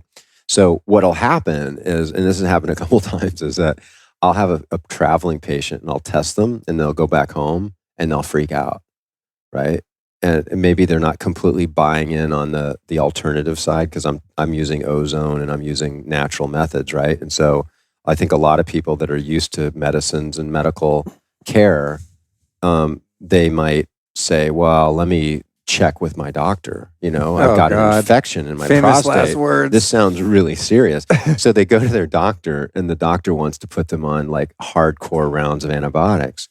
But it'll never work, because you can't get that circulation. So you're trying to get an antibiotic to be saturated in a certain area to actually work against the infection, but it doesn't get into the prostate. Oh, right? Wow, that makes sense. And what if you took the antibiotic and injected it in there like you did with the ozone? That's what we do, right? And And so there are cases where, like with this patient that had mold, like we found the antifungal that worked against that, and so then we use that in conjunction with the ozone, and so sometimes we have to be a bit more aggressive with these protocols. But it's an area of inflammation. This is a chronic infection, right? Which is producing inflammation in your body. Just like if you look at the studies on people that don't take care of their gums, right? I mean, I can see your gums are nice and pink. You got healthy gums, right? Some people don't, right? And they have bad gingiva, and these are pockets of inflammation of the body, and it goes systemic. Chronic stuff in the nose, right? These are issues. We have a bad colon, and this is where we were when we did this endonasal treatment. I was talking about Ganesh, right? I'm such a fan of Ganesh. I love talking about Ganesh, but he's the Lord of doorways in Hindu. And so these are all doorways, right? So we have to take care of our doorways. We have to take care of our doorways, our ears, our doorways, right, into the body. That's why we're looking at creating these rituals with some of the products that I make, where we're creating something called the Ganesh morning ritual, where we're actually taking care of our doorways, like the Boca Zen, which we just launched. which has all these great essential oils, and you put it in your mouth, move it around your gums, and you take a toothpick and you can kind of move it between your gums. I had some at your house this morning. Saw it on the counter. Yeah, I left it there for you. You did? Yeah. Yeah, it's amazing. It's the funny thing is it really wakes you up. Yeah. So it's weird because it's quite potent. I mean, there's Right. like cinnamon and oregano I sense in there. Yeah. I like the new version too. It's a little sweeter. Yeah. It's like less oregano, a little more sweet cinnamon, but still like, holy shit. Yeah. Really strong. Yeah. And then we've got the Irie, which is an eye drop, right? We're just we're probably going to launch it within the next week. And then we're going to probably put the, so there's also a nasal spray called Glutastat, which is more antimicrobial, which is what I want to put you on, right? So Dr. Shim had suggested that this could be a situation that's setting a stage up for you to have weakness in your inner ear because of the inflammation. And so his suggestion was, well, let's do the let's do the steroid for a month, and if it doesn't work, he also said you should just have surgery. Well, that's what I was going to the say. Deviated septum. I was like, I already did. He's like, that doesn't work. And he goes, they did a bad job. I was like, this is like a top surgeon in Beverly Hills. Don't tell me that. This is a long time ago, but I couldn't because I couldn't breathe. Yeah. So of course I went to an ENT, whatever. And he's like, oh, we just got to do the surgery. And so at that time I had insurance from the entertainment industry and they paid for it. So I did it. Oh, sweet. The worst experience of my life, by the way. Yeah. Like no one could have prepared me for the pain and suffering that came after that surgery. Yeah. It was absolutely horrific. Yeah. Horrifically uncomfortable and painful for a week, 2 weeks. Yeah. I bet. Yeah. I mean, that's like really like in the core of your being is like brutal. Right there, right? Brutal. Yeah. I would not recommend it. Mm. And the kind of sad thing about it was that actually, I mean, there might have been something structurally there that was improved. But when I just changed my diet, then I could breathe. And then when I started doing ozone and after doing your balloons, I mean, a lot of contributing practices led to no more sinus infections. And it's very rare that I would get one. Yeah. Now, if I sense one coming on, I'll use your Glutastat and the nebulizer. It's gone. I mean, 20 minutes, gone, like it never happened. So. Well, that's what I want to do with you because we talked about, really being consistent with that for a long period of time. And then also I wanted to do a swab to test for you for Marcons, right? And so Marcons is a collection of staph that's resistant to antibiotics. And I see this with a lot of the population with patients with like mold, biotoxin illness, mold and Lyme and, chronic Epstein-Barr. And a lot of these patients chronically like carry this Marcons. And that might be what you've been carrying all these years. And you really have to be consistent for at least 30 days with something that's going to really work. Now, what's really amazing is in the alternative circles is they'll use something called a BEG spray. And it's basically, it's a combination of a bunch of antibiotics. And the G in BEG is gentamicin. And it's just completely baffles me why these guys, and they have these compounding pharmacies making it specifically with the gentamicin for Marcons. And somebody put it together and then they showed, hey, this works for Marcons. And we have data showing that we did this and Marcons went away. And so everybody's just on that bandwagon, right? And so especially if you have an inner ear problem, you do not want to do BEG spray, right? And for those that have gone down that road with mold and biotoxin illness with various doctors, you know what I'm talking about. So that's where we came up with the Glutastat, which is basically all natural. It's essential oils. It's got a colloidal silver, and basically... and glutathione? And glutathione, and NAC, and there's terpenes in there, antimicrobial terpenes. There's quite a lot in that product. And so we've treated hundreds of patients with Marcons, and we've got hundreds of before and after tests with Marcons showing that it clears with the Glutastat. Wow. Yeah. Badass. Yeah. Back to the prostate.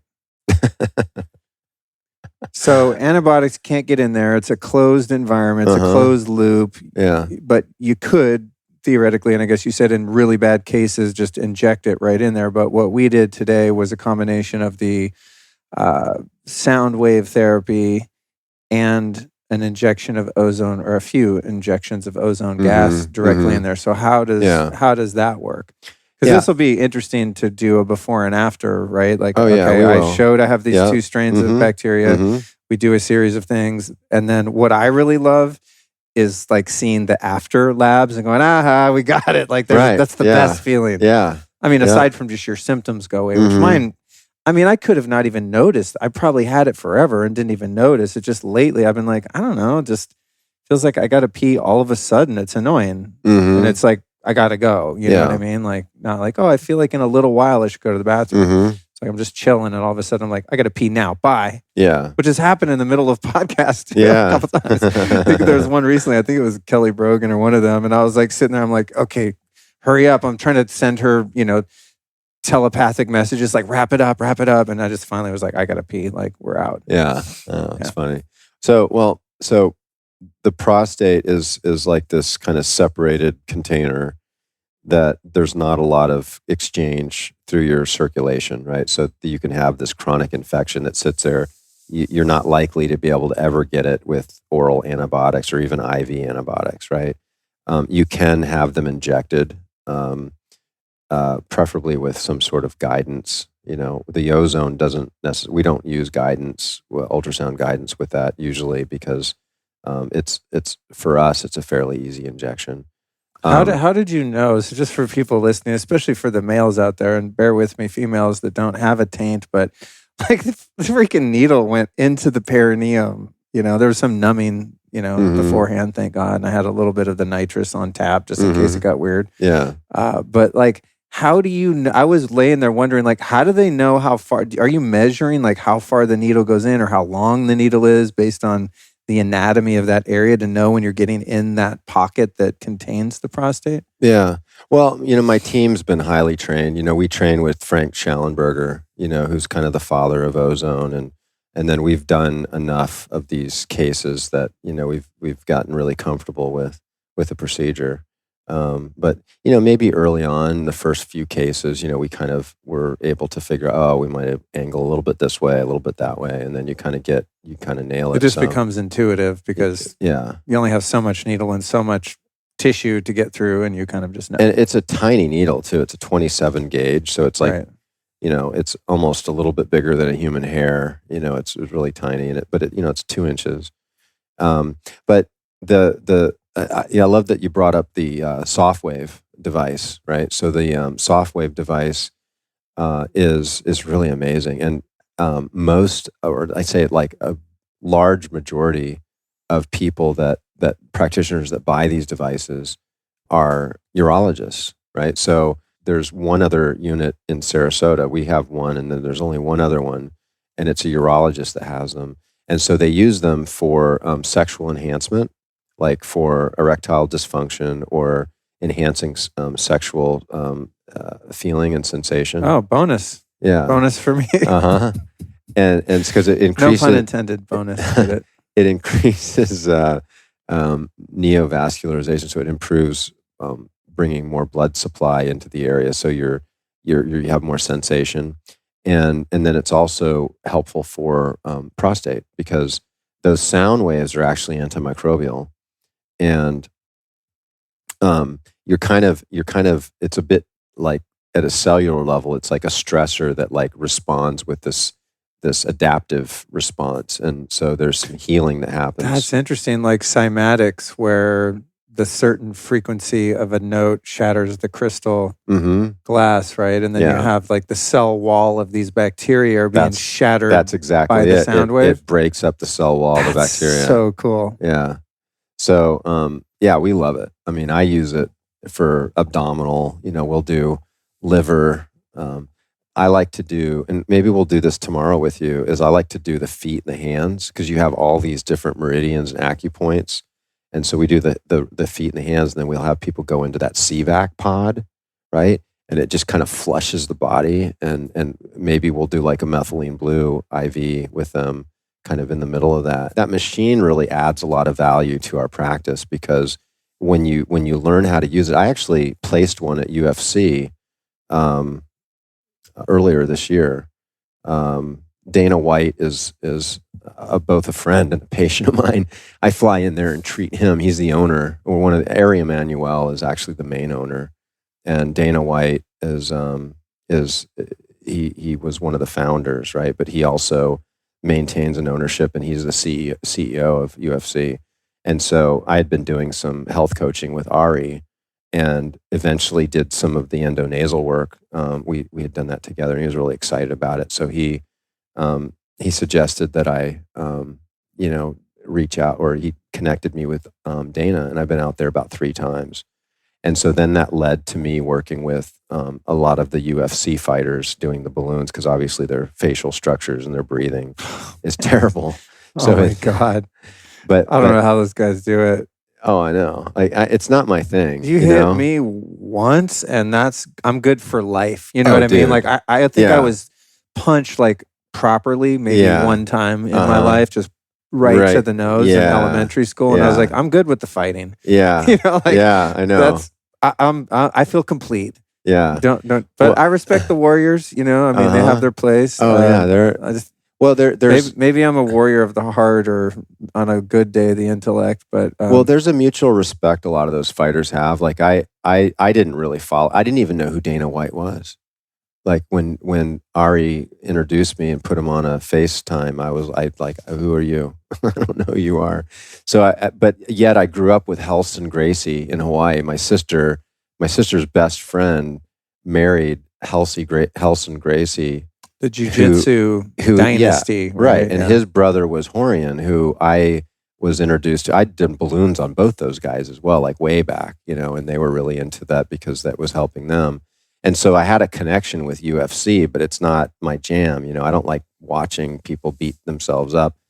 And so I did go to a couple fights when I went in to see Dana. And yeah, it's like, these guys are like machines. It's scary. You're like, I would never want to see these people like in an alley and piss them off. It's good having some friends though. Kyle Kingsbury, a friend of mine in Austin, he used to fight, and whenever he's around, I just feel safe. You know what I'm saying? It's like if any shit went down, he would just be dropping fulls like dominoes. So it must be a good feeling to have that, and maybe I have a latent in there somewhere. But yeah.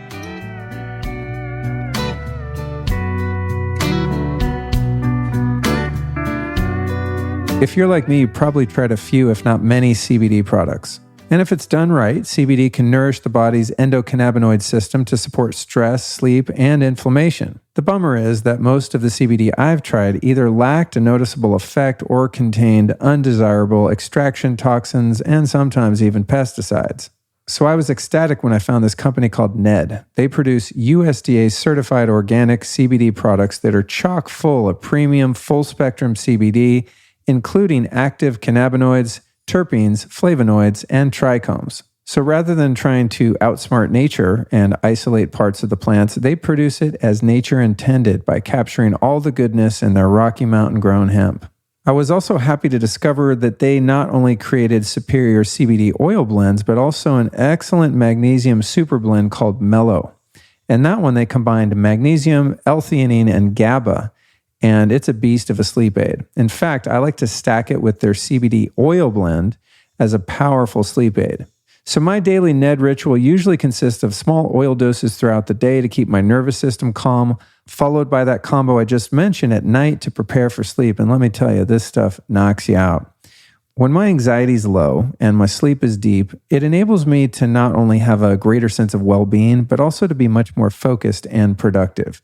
So these guys do it right with full production transparency, all available on their website. You can become the best version of yourself and get 15% off Ned products with the code Luke. All you do is go to helloned.com/Luke and enter the code Luke at checkout. That's HELLONED.com/Luke. Big thank you to Ned for sponsoring the show and offering our listeners a natural remedy for some of life's most common health issues.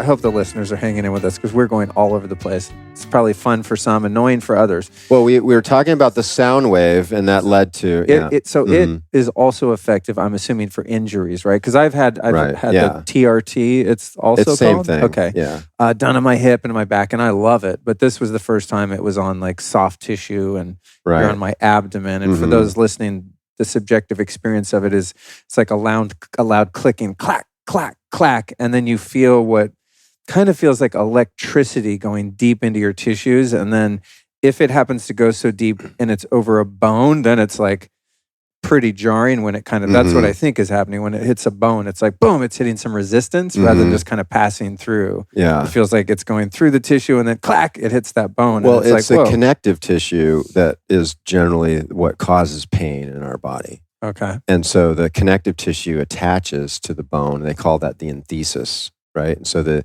enthesis is where the anchor point to a tendon or ligament is. We're surrounded by that. That's what's holding us together. And that's what gets injured. And like we talked about the prostate not having a lot of circulation, these are dense tissues. So they get injured and they kind of just stay that way. And so these are sensitive areas because they're usually got some inflammation going on. And then you have that sound interact with it.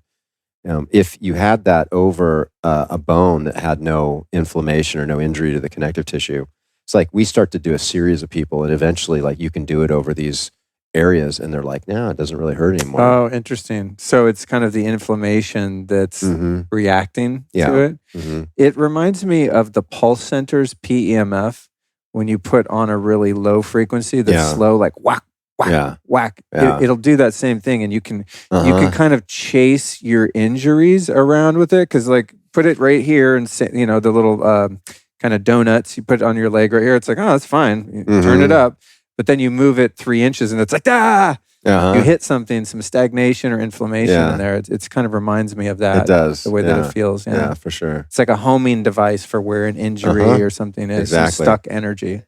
Say I'll have a patient come in and then they'll have like a problem with in their leg and their pelvis and their lower back or whatnot, or around their shoulder. I'll do the soft wave on their body and I'll really be able to locate right where their hot spots are. And then I go in with the ultrasound and really look, what's going on in there? Oh, that's where all the damage is, right? So it's a diagnostic tool as well. Okay. Yeah. And then with getting the ozone gas in there, what's the mechanism of action for infections with that? Ozone is 100 times more antibacterial, antiviral, antifungal than bleach, basically. Like it's super antimicrobial. And besides being antimicrobial, it's a stressor that activates immune cells. It activates stem cells. It activates a lot of signaling in the body that leads to a lot of healing, right? So our body tends to respond very favorable to, it's called hormetic stress, right? So hormesis is where a stressor isn't exceeding the ability of the tissues of the body to adapt to it. If you have too much, then it doesn't adapt and you have damage. If you have just enough, right? So it's enough where you get enough influence to create this reaction, but not so much that it's too much to adapt to. You have this really sweet spot called the hormetic zone. And so we use ozone and we dial in the exact, it's called gamma, right? The concentration of ozone is measured in gamma. We used a 30 gamma concentration, which is going to be more of an antimicrobial. If we were looking to like inject your knee or your back or your shoulder or something like that, we might use more of like a 20 gamma, right? So it's a lesser concentration. So it's not really looking to be antimicrobial as much as we're looking to be more regenerative. It's an amazing instrument, and it really lends itself really well to safely injecting it into this area because it just kind of floods the area that's between tissues, right? It like gets in all around the capsule and the fascial planes and so forth. It does its activation, and then all of those activated cells and tissues and so forth kind of go in and migrate and support the prostate. So that hormetic stress in there is essentially alerting the white blood cells to like, hey, there's a stress here, come in. Mm-hmm. And then they're like, oops, there's bacteria here, munch. Yeah. And they Pac-Man that bacteria. Yeah, exactly. Okay. Nice. Yeah, Cool. that's exactly. Cool. I have to put things in very simple terms sometimes for myself to understand, and maybe for some of the listeners, that, are like me.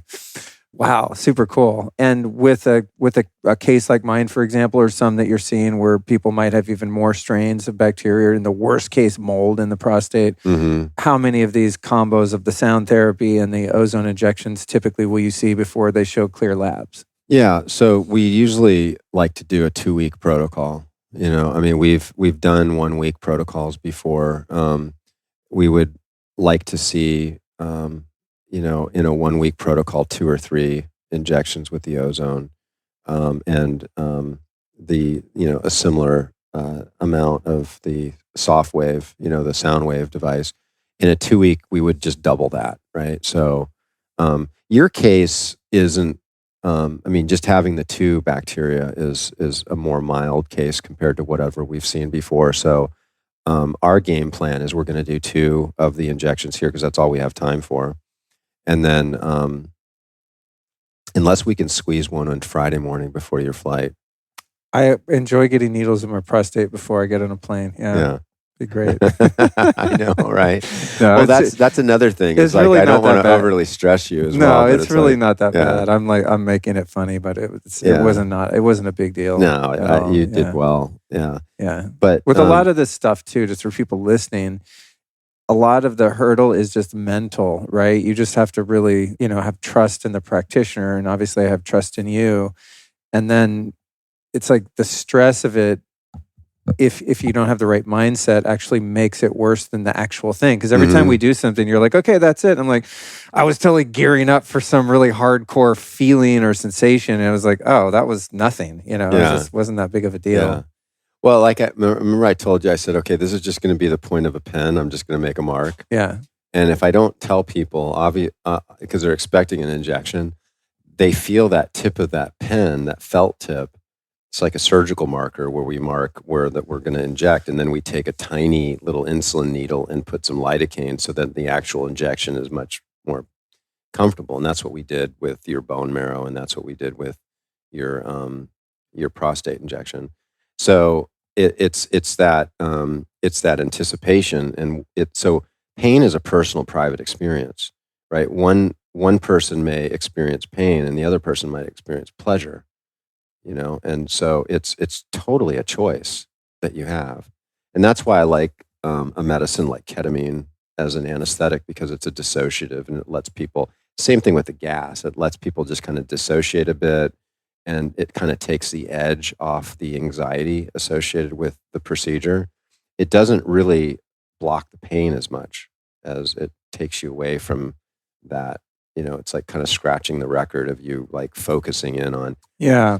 I noticed that it helped me to stay calm, right? And just like breathe. And you're right though. I could still feel what was going on, but it's again, back to what I was saying, it's not that it's that painful. It's the message that your mind creates about it. It's the story that you create because you picture what's happening and how bad it's going to hurt. And you build up this anticipatory, story or anxiety around it. And then it's not really that big of a deal, but that the mild anesthesia is helpful in just like being able to just relax and just kind of go into a little dream. Even at one point when I took a big blast of the nitrous, it reminded me of Bufo at one moment. I forgot to tell you that. Oh, yeah. I mean, not at all like that. Yeah. Magnificent. There's no words to even describe Bufo, really, honestly. But it can get a little intense with the combination of both those. Yeah, but it did. At a moment, I was like, okay, the room is gone. There's no body anymore. I'm just kind of in consciousness, floating here. I know there's something going on down there, and it kind of reminded me of that, like a pseudo oblivion. Oh, this is when we did the prostate? Yeah. Oh, no. This is during the ear. Okay. Yeah. All right. During the ear injection when it just got like mentally uncomfortable because I knew what was happening and I could feel it. So I was like, I took like a couple big inhales of the nitrous oxide. Yeah. And then I was like, oh, okay. This is different. Yeah. Reminded me of the Grateful Dead parking lot, 1993. Oh, yeah. Yeah. We used to call it hippie crack. Oh, yeah. You could buy it for $5, a big I party know. balloon. Yeah. There's balloons everywhere. And then we call it hippie crack because once someone got on it, they wouldn't pass it. The only way you could get the balloon back is if they fell on the ground. and passed out, and then you grab their balloon before all the gas leaked out. What's the deal with the Grateful Dead and those the nitrous balloons? Like they're so into it. They're everywhere. Is that still the case? Yeah, I went at Hollywood Bowl with Matt Bennett, actually. Right, it's a mutual friend. He's also really into methylene blue, and it was the first Grateful Dead he went to, and me, and a friend of mine who you met, Evan. Big Grateful Dead guy, right? Mm-hmm. And he was like, "Oh, I got to take you to a Grateful Dead show." So we go, and man, there was cops walking right past people that had huge canisters of nitrous and just filling them up with the balloons. And the police were just like ignoring it. I'm like, I cannot believe this, dude. I can't believe they're still doing that. And what the allure is for people like that, I don't know, but I could speculate based on what the allure was for me back in the day. You're like, probably on acid, you've been drinking hella beer, you're drunk off your ass, and you get out of the show and the party's over. Like it starts to clear out. And back in the day, they had camping at Grateful Dead shows, so it was like just a mini Burning Man probably kind of thing. But by the time I started going, they had stopped the camping. So you only have so many hours before the cops are going to come in and start ushering all the cars out. And so it's like that one last, deep psychedelic experience for 10 seconds or whatever it is. Yeah. Funnily enough, the only time I was ever I was arrested one other time. But I thought I was going to get arrested. I was in Orange County at a Dead show, the early 90s. And after the show in the parking lot, we're finding the tank, right? And we're hitting the hippie crack. And then when we drove out, we pulled into a gas station and we're like going and peeing in the car wash. I mean, we're on acid. We're just wasted. Mm-hmm. And Orange County at that time was very conservative, like super Republican, super conservative. Like you didn't fuck around, which is the birthplace of Southern California punk rock by no accident, probably as a reaction to that conservative kind of place. But you didn't play in Irvine. Irvine Meadows was the venue. So all of a sudden we're surrounded by cops and they're like, "Where's the tank? Where's the tank? Where's the tank?" And we're like, "What tank?" We were buying it off another guy. They had been watching like with binoculars or something from outside the parking lot. It was like a sting operation for the nitrous tanks, for the hippie crack. Oh shit. And they thought it was in our trunk. So they found a little weed on me, wrote me a misdemeanor ticket. It's like $280, which I thought was hilarious because it was like a bong hit worth of weed that I had left because I did it up during the show. They throw me and my friend in the back of the car and they searched the car that we were in for the tank and didn't find the tank and then inevitably let us go. So it sounds like the cops at the Hollywood Bowl are much more tolerant of the nitrous tanks. Yeah. But where people would get them when I was a teenager is they would break into dental offices. No one get any ideas about this clinic, by the way, you criminals out there. But kids we knew would break into dental offices or their dad was a dentist or something. They would steal the tanks and that's how we got the supply.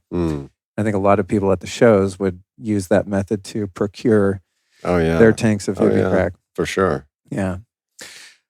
So we digress. This is fun. This is the shit that happens when you're like, you like someone, enjoy their company, and you're like, "Oh yeah, there's a microphone on. We're supposed to be doing something here." What are we doing? So we covered the ears. Prostate. We covered the prostate. I know there's one thing we touched on it, but I know based on people's curiosity around methylene blue, because it's such a fascinating substance. It does so many things. I think it was first made of medicine, invented in the late 1800s. I mean, it's been around forever as one of the first, if not the first, drugs. I'm no expert, but I just find it fascinating because it does so many things. Antiviral, fungal, bacterial, boost your mitochondria, brain function. It's just kind of one of those things that seems to do everything, sort of like ozone, right? Like ozone just is so wide-reaching in its benefits. So I know people are going to be like, "Wait, go back to the methylene blue thing." For people that want to come to the clinic and like try it, I'm sure people want to. With the IV that we did, you're shining your Mito light, red light on the IV bag, right? And then the IV's going in, tons of milligrams. And then that takes a while. Then after that, you put the laser in. So we kind of describe that as a treatment you do here. What do you do that for? And if somebody wanted to try that, what are some of the applications or what would be the purpose of that other than just today I just felt amazing energy and bouncing back from all the treatments we've done and travel and all that? Yeah, that's a great question. I believe that virtually all diseases are caused by an energy deficit. And if you can turn that around, then I think there's some real healing that can happen in the body and regeneration. And so methylene blue was the first synthetic drug ever. Oh, it was the first. Yeah, in Wow. 1860 something, it was discovered, and I think it was in the 1880s, 1885 or something. yeah, okay. We'll look it up. Paul Ehrlich, I think, called it the magic bullet, right? And so he was the one that he had all these Nobel prizes for stuff surrounding malaria, and so he was talking about a substance that had such profound healing abilities in the body, yet left the body unharmed, and had these antimicrobial effects. And that's what because it's a staining substance, right? It's very brilliantly blue. And so they were staining the malaria to observe when they added various chemicals to see what would kill it, because they were trying to find a new chemical to kill it to save people's lives. So as soon as they added the methylene blue, all of a sudden they noticed, holy smokes, like we found our solution. That's hilarious. Did it, right? That's so funny. And so the other thing that they found is that it concentrated in the cells, in the specific part of the cells of the mitochondria. And so it had an affinity to the mitochondria. And so there's so much mitochondria in nerves that the nervous system just lit up, right? Like, for instance, there's cells in your brain that have 2 million mitochondria per cell. That's Holy like in the shit, substantia mitochondria nigra. are super small. Yeah. Wow. And then they're like, I think the average heart cell has like 2,000. And there's other cells that have hundreds, right? So when you have that many mitochondria, and then all of a sudden you see like certain parts of the brain totally light up. Like one thing that's really interesting is that if you look up methylene blue and you read about it, a lot of people are super nervous, thinking that they're going to be injured by methylene blue because some of the things that are written about it make it sound really scary. Well, there's all this fake news propaganda, like aligning it with fish tank cleaner and all this stuff. Anytime something works, then the powers that be are going to come out and try and discredit it. Right, exactly. It's so predictable at this point. It's like, okay, guys, like this one again. Yeah. It gets really old. Well, like, so this is really fascinating. It's like, so the thymus gland is super metabolically active. So it really turns very blue if you do like IV methylene. Like your thymus is probably lit up blue like crazy right now, right? And so they use that when they're doing a surgery to remove the thymus. It's called a thymectomy. They use the methylene blue, and they use a lot of it, okay? And so they can see the thymus. And so they had 5 cases that had a serious complication that led to death, and all 5 of those people were on SSRIs. So they concluded that, oh my gosh, like methylene blue should not be taken with SSRIs. It leads to serotonin storm.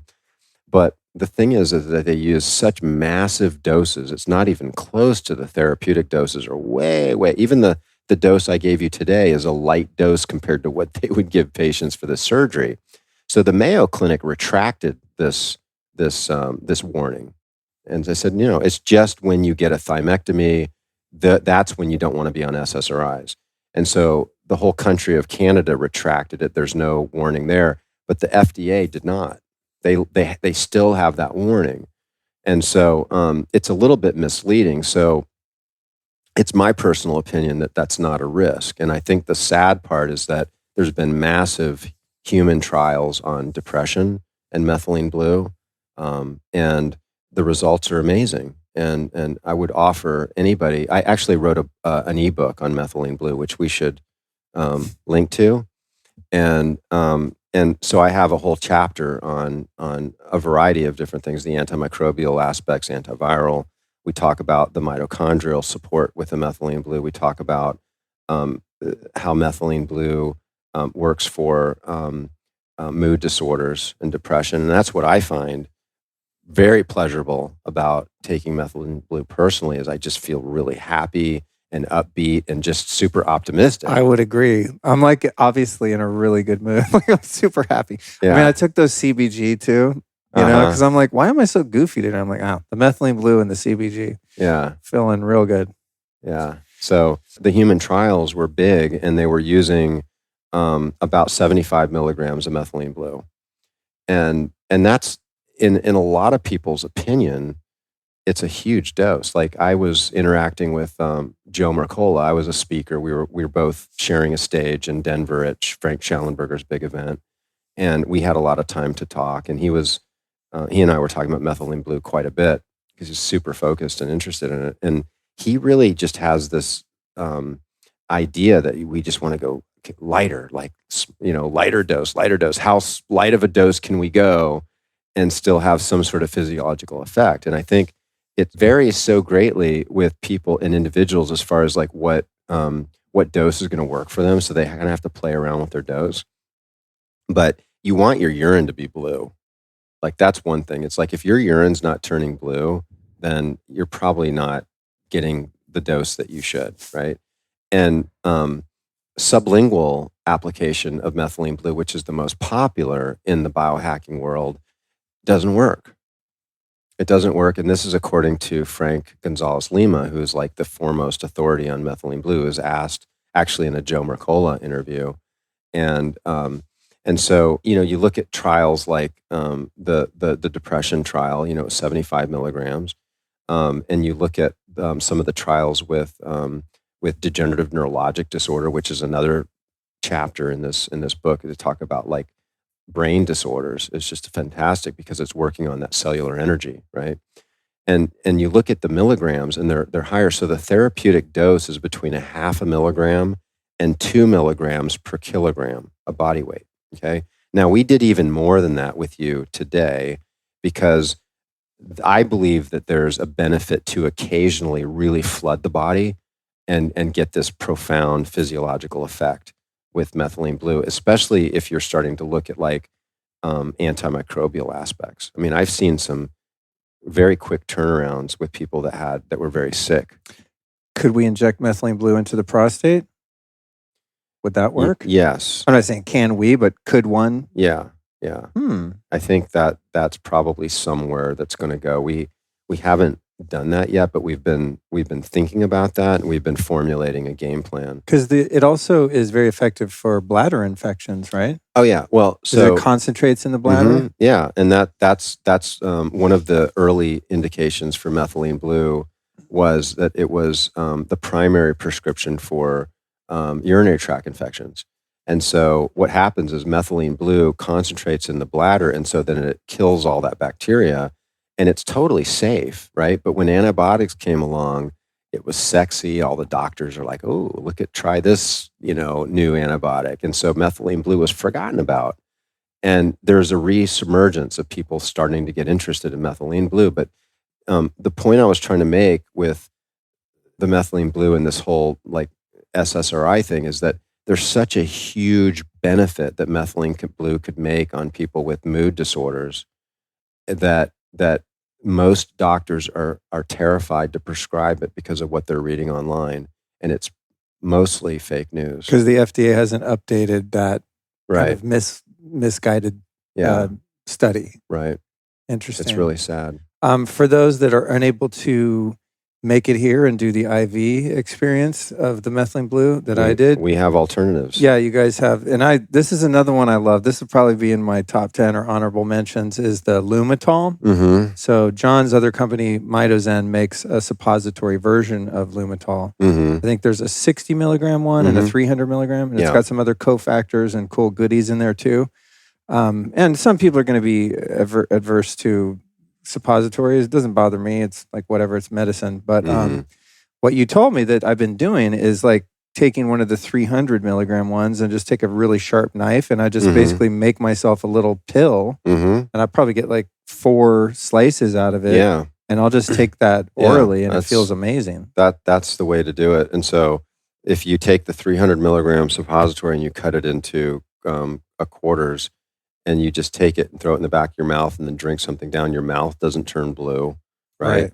And it so the 3 ways that you can get methylene blue very nicely into the system is orally, because once it's mixed with stomach acid, it really activates it, so it's actually good that way, unlike a lot of other substances. Rectally through a suppository, and then IV. Those are the three main ways. Now, sublingually, one thing that I personally don't like is how when the mouth turns blue and the gums are, you kind of look like a zombie. You know, for me, it doesn't work because I'm going to walk in to see a patient and you just look. I think I can get like away you're with from it. the Like, trailer you know, park. the company Troscriptions, friends of mine, they make a troche, Yeah. a methylene blue. They have two. There's one that's really great called blue cannatine. It's got little nicotine, what is it? Nicotine, methylene blue, caffeine, and CBD, I think. And then they have one called Just Blue that's 16 milligrams. So it's a little troche. And the idea there from Dr. Ted is that it's closer to your brain, I think. So you're going to get like more of a nootropic effect. So it's not like a systemic mitochondrial, antiviral, all that stuff. It's just like bing. And it really does light up your brain. Oh. But it has the effect of turning that side of your mouth and your tongue very blue. In my profession, you know, I'm not that easily embarrassed and I don't have to be presentable like you do. Yeah. So I like them. It's fine. But it is, sometimes you have to explain to people because you can see them kind of staring like, what's wrong with you? You're missing teeth. Right. And then I'm like, it's a thing you wouldn't understand. Here's a podcast about it. You know. Right. Yeah. That's usually my answer for people is like, here's a link to the podcast. I don't have 2 hours to explain why I look weird. Well, you know, it's really nice to have all these different options because there's obviously a utility with the troches and the sublinguals, right? And there's like a nice blend that he's put together. And I think Dr. Ted's doing a great job with a lot of those products, you know? So yeah, they have another one. I don't know if you've tried this. That's called Trocom. It's another troche. It turns your mouth orange incident. Okay. I took one before a video shoot the other day and the director shows up and he's like, I don't know, you might want to brush your teeth. I don't know what's going on. I was like, God damn it, I forgot. But that one's great. It's got like a really strong kava extract. Ooh. It might be, I forget if it's CBG or CBD. So your mouth turns numb. Yeah, it does. Yeah, the kava. It does, that, yeah. Kava and GABA. Oh. CBD and yeah, maybe that's it. There's 4 things. But anyway, Trocom is what it's called. And dude, they really do calm you down. Like if you start to get a little anxious, put one of those in or for a meditation or. I'm so excited about CBG. Like, you know, they call CBG the mother of all cannabinoids. Like it is like beyond, I mean, we're looking to replace, you know, because we have CBD in some of our products like Sandman. We're looking to replace, you know, some of those, but we're also taking and we're going to be launching like some encapsulated CBG. Which is the ones I took today. Yeah.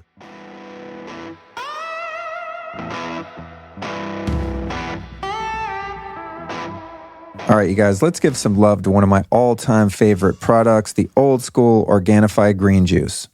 If you want to get 12 superfoods packed with vitamins, minerals, and antioxidants into your body without spending $10 to $15 on a bottled juice, this stuff is the answer. Now, I'm going to be real. I'm not a big salad or even vegetable guy, but I have always been a fan of green juice. However, green juice has some issues apart from the crazy high cost of organic, fresh-pressed juice.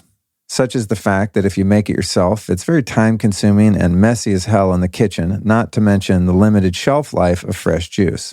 And even if you're buying high-quality produce, it's likely that it was grown with suspect irrigation water and NPK fertilizers.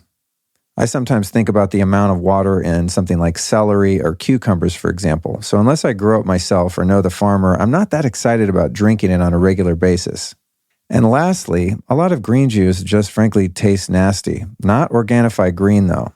With epic ingredients like moringa, ashwagandha, spirulina, chlorella, matcha powder, turmeric, wheatgrass, and beet powder, this stuff is not only power-packed with nutrition, but I gotta say, somehow they actually figured out a way to make it taste delicious, like really delicious.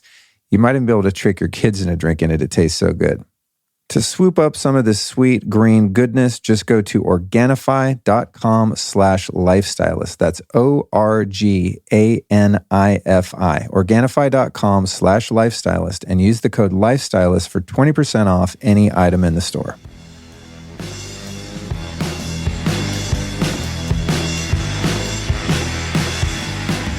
So I had a new, I hired a COO, right? Daniel Gibson. He's really amazing. Great guy that you met. Yeah. And so he has he has a rich history working in the cannabis industry. And so he sourced this from a friend of his, and they have really done a great job at breeding these these cannabis plants that produce these super rich CBG rich flowers, and so he's able to make these full spectrum products with the high CBG. And man, and then I was in Europe. I was on tour with Eric Clapton and Doyle Bramhall, right? Which you introduced me to Doyle Bramhall. Oh, that was, you guys are trouble. We're like best buddies now. Like I put a couple like strange chemicals in a beaker and I'm just watching it fizz up, every time I get a text from you guys, we're in Amsterdam doing it. I'm just like, oh, here they go. Yeah. It's hilarious to watch. I love it. Well, we went to a coffee shop and we bought some CBG out there and it was like worthless, And so it really matters where you get it from. And so I'm looking forward to us launching those products and having those available so that people watching and listening to this can try it. Maybe by the time you're listening to this, you can check out And it'll be under MitoZen? Yeah. Cool. And the link for that, you guys, is mitozen.com/Luke. Mm-hmm. And I think there's a discount or something on there. Yeah. I'm always talking about your products, but the CBG is nice. I mean, it definitely... Because I don't do like THC and weed. It's just it's on my off limits list for a number of reasons. But the CBG is interesting because I notice like a mental effect much more than like I love CBD. One of my sponsors is Ned. They make a really clean full spectrum CBD oil and different products. It's amazing. Shout out to Ned. They're really great guys doing it very right. But the CBG I think is much more noticeable, but it's not like being high on weed though. It's like I don't feel high, like racing thoughts and just like craziness. It's just super relaxing and almost like describe it like a quarter glass of wine or like this feel free drinks with like a little kava and kratom. It's kind of like that. It's like mildly intoxicating, but not to the point where like there's a little euphoria. Yeah, that's the word I'm looking for. Just a hint of euphoria, and there's a nice feeling throughout the body. For anxiety, for pain. I think it's way superior to CBD. And then for sleep, I've been a big fan of CBD for sleep, and it has its, it's like it's good to an extent, right? It doesn't work for everybody. But I'm seeing my Aura scores, like especially for my deep sleep, are off the charts. I'm gonna test tonight with my Aura ring. Yeah. How many should I do? You have the 50 milligram capsules. If I want to do a hardcore, I've been taking 100. Okay, I'm gonna do it. I'm going big, but I would at least do 50 milligrams at bedtime. But if you take 100 milligrams of CBG, you're going to be buzzed. You're going to have. I mean, you could full on do a bit of a journey with that. I think that's what I did before. Because I took 2 of those. Okay. Yeah. Lesson learned. Yeah. Sorry, folks. Yeah. Hopefully it was mildly entertaining. Man, I feel like we've covered everything, dude. Yeah. I mean, obviously you and I could just shoot the shit forever, but I covered the 3 main things, the ears, the prostate, and, everyone has ears. Only half of us have a prostate, but everyone, I think, could benefit from methylene blue also. Yeah, so we got a nice trifecta in there. And it's been great here at the clinic. Thank you so much. It's, this is like, before I had a podcast, one of my dreams is to be able to come to a place like this and just tour it and do all the things. And I know I haven't even touched all the things you do, but I've done a lot, and it's like, it's just incredible. So thank you for providing this for people and making it available for those that, have the capacity to travel. And also with the MitoZen stuff, like kind of turning your clinic into a product line so people can do it at home and not, have the expense and hassle of traveling and all that, but still get some really potent formula. So sure. Formulae. So dude. Thank you for the work. I'm blessed, very blessed to be able to do this work. I mean, there's nothing else I would rather be doing than be here at the clinic. Isn't it really fun to take someone who, you use the word suffering, like to take someone who's hurting, apply some inputs and just watch the before and after. Like I've always loved that, just with my friends that come over and I just biohack them and whatever, they're not having chronic conditions like you treat, but just, someone's like, oh, I just got fired or a breakup, or they're having some emotional trauma, or even sometimes a physical issue. And I'm like, all right, come over. And for a couple hours, and they come in and I assess their state, apply some of the tools. And then at the end, they're like, do I feel amazing, bro? You know what I mean? It's just like, that's the best. Sometimes just an ice bath and a sauna. right? Throw them in the hyperbaric chamber and they're like, oh my God, I'm like a new person. Yeah. Like I can only imagine with the stuff you do and the years you put into it, just how fulfilling it must be, especially for someone with a chronic condition that's been through the ringer. They've tried all the traditional methods and they just hit a wall and they're finally like, all right, I'm going to go see this guy, John, in Florida. And you're like, you apply what you know. Well, my life's mission has really been seeking out the most amazing healing modalities and substances and protocols and developing my own protocols on the planet. I've been doing this 30 years, so we have a lot of things that we've created here. Our country is just submerged in the pharmaceutical, idea of a pill for every ill. And so people show up at this clinic and they're all of a sudden shown that there's all these potential opportunities to heal from things to actually fix the root cause. It's really mind-blowing for a lot of people. And I started out that way. My dad was a Marine, right? And I had asthma as a kid. I was taken to the hospital and, I was on medicine. I had no exposure to holistic medicine. So there's still a part of me that's kind of watching myself involved in this. It's kind of like, holy moly, like this is really cool stuff, right? It's a blessing, absolute blessing. Awesome, man. Thank you. So websites are MitoZen.com/Luke and then advancedrejuvenation.us. Yes. And then Sunave.com. And then we're going to have links to sensory rejuvenation and the magic bullet, Methylene Blue Magic Bullet. Got it. Was there any other links we're going to do? Your book, which can be found on Amazon, Melatonin Miracle Molecule. And for those listening, your other prior appearances, we'll also put those linked in the show notes because we did one just on melatonin that was amazing. Yeah. So sounds good. Yeah, and congratulations on being, I think, the top number of appearance guests. Right? John's been on more than anyone, which is cool. It says a lot. Because we never run out of shit to talk about. Some people I interview once and like, cool, I get their body of work. We nailed it. We encapsulated their genius and, it stands on its own. And there are some people like you that keep innovating and I'm just endlessly curious about. So thank you for joining me again. Yeah, you're welcome. Well, I hope, as promised, that was for you one hell of a ride, my friends. I mean, looking back on the week I spent at the clinic down there in Florida, I mean, what a whirlwind of activity and experimentation. So I hope that you enjoyed this one as much as I did. This was a really fun interview. I mean, as I indicated earlier in the intro, I'll be honest, I was still pretty anesthetized, let's put it that way, at the time of the recording. In fact, I was concerned that I wouldn't be able to maintain my usual level of professionalism, and I think I was right. I think that I lost that about 30 minutes into it, but it was a lot of fun, and I think that because of the looseness of the vibe as a whole, I was really able to get some great information out of John, and I'm just never unimpressed with his level of knowledge about so many different things and just his unwavering commitment to learning more and exploring the outer fringes of medicine. And I got to say, their clinic down there at the Advanced Rejuvenation Center is just top notch, man. His staff, by the way, if any of you staff members, you know who you are listening, thank you so much for taking such good care of me. I just felt the love there the whole time. It was like the celebrity treatment, man. It was just awesome to be able to go in and just try everything in there. I mean, I think I missed a couple things.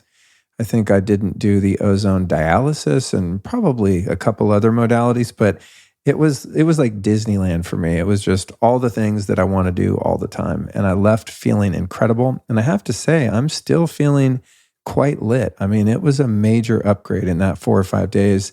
And getting to spend some time with John and our mutual friend, Harry the Healer, who's also been on the show, and just getting to see the ocean again and getting some tropical weather and flora and such down in Florida was really fun. So thank you, John. Thank you to his team. Thank you for listening. And I hope that this episode provided some value for you. If you want to check out John's products over at MitoZen, here's what you do. Go to lukestory.com/MitoZen. And if you use the code LukeStory, they're going to give you a 5% off. I would recommend a product over there called Lumitol, which is a methylene blue suppository. Now, wait, and don't get scared. You can use it as a suppository, which I recommend, but it's 300 milligrams and it's made out of palm oil. So it's basically like a hard little bullet, which of course is necessary for it to fit in your... But you can cut these 300 milligram methylene blue suppositories, and they also have some other constituents that help assist the methylene blue in working even better. But you can cut them into pieces and actually swallow them and get some profound effects. So that's Lumitol over there. And then, of course, for you folks that are daring, there's a product called Zen Spray or Meditation Mist, which is an Amazonian plant blend combined sometimes with essential oils and even oxytocin, which is a nasal spray. And it's quite strong, be forewarned. For those of you not used to using a tobacco product, I would not tread lightly there, but it's pretty cool stuff. In fact, if you hear my nasally voice right now, I don't have a cold. In fact, I feel amazing, but I just did a couple blasts of that and it's kind of dripping out of my nose. TMI, I know, but the MitoZen products are awesome. Highly recommend two other products. One is the melatonin suppositories. Those are called Sandman. There's also an oral version for those of you that have an aversion to putting things up the backside, but that's a great one. And also the NAD+. The NAD+ is available in an oral product, which is good, and it works. It's also got the two precursors to NAD that I can't pronounce. But those suppositories are freaking powerful, man. If you're someone who's like, oh, I don't have energy and I get good sleep and I'm doing all the things and I'm still lethargic, if you want some ATP produced by your mitochondria, his NAD+ suppositories are incredible. In fact, they are now, and I've been working on this for a long time, but they are now my number one travel hack. So literally, I'm going to the airport with the NAD suppositories and you can figure the rest out. But I got to say, I'm much less smoked when I arrive at my destination after a flight than I've ever been. I feel better than ever in terms of energy. So those are some things from MitoZen you might check out. Again, you can find them at lukestory.com/MitoZen. And for those of you asking for direct links to John's audiobooks that were mentioned in prior episodes, we've got them finally. We tracked them down for you and they're all in one place. There's one on methylene blue and also one on melatonin. You can find those at lukestory.com/MitoZen books. That's again, the methylene blue book and the melatonin book, which are incredible and they're totally free. They're ebooks, but they're dense. I mean, John really poured his heart, soul, and most importantly, his mind into those, and they are great resources. Now, for those of you that just went, what? That was too many links. Man, just go to lukestory.com/ears, and I'm going to put all this stuff in the show notes for you. Well, to be honest, I'm not going to, but someone good at tech is going to. And you can also find all the links I always mention in all these shows, because there's a lot of links, because people are like, what was that thing? Where do I find it? So we got to put the links. You can find those on most podcast apps, by the way. Thank you so much for listening. And I'll be back this Friday for a SoloCast Q&A show. Then again next Tuesday for our regularly scheduled program, which is number 424. That's a really cool one too. That one's about MDMA and psychedelic assisted therapy for PTSD and other ailments with Dr. Dan Engel. So that's next Tuesday. All right, that's it. I am out of here. Thank you again so much for listening, and I can't wait to deliver another episode to you this Friday.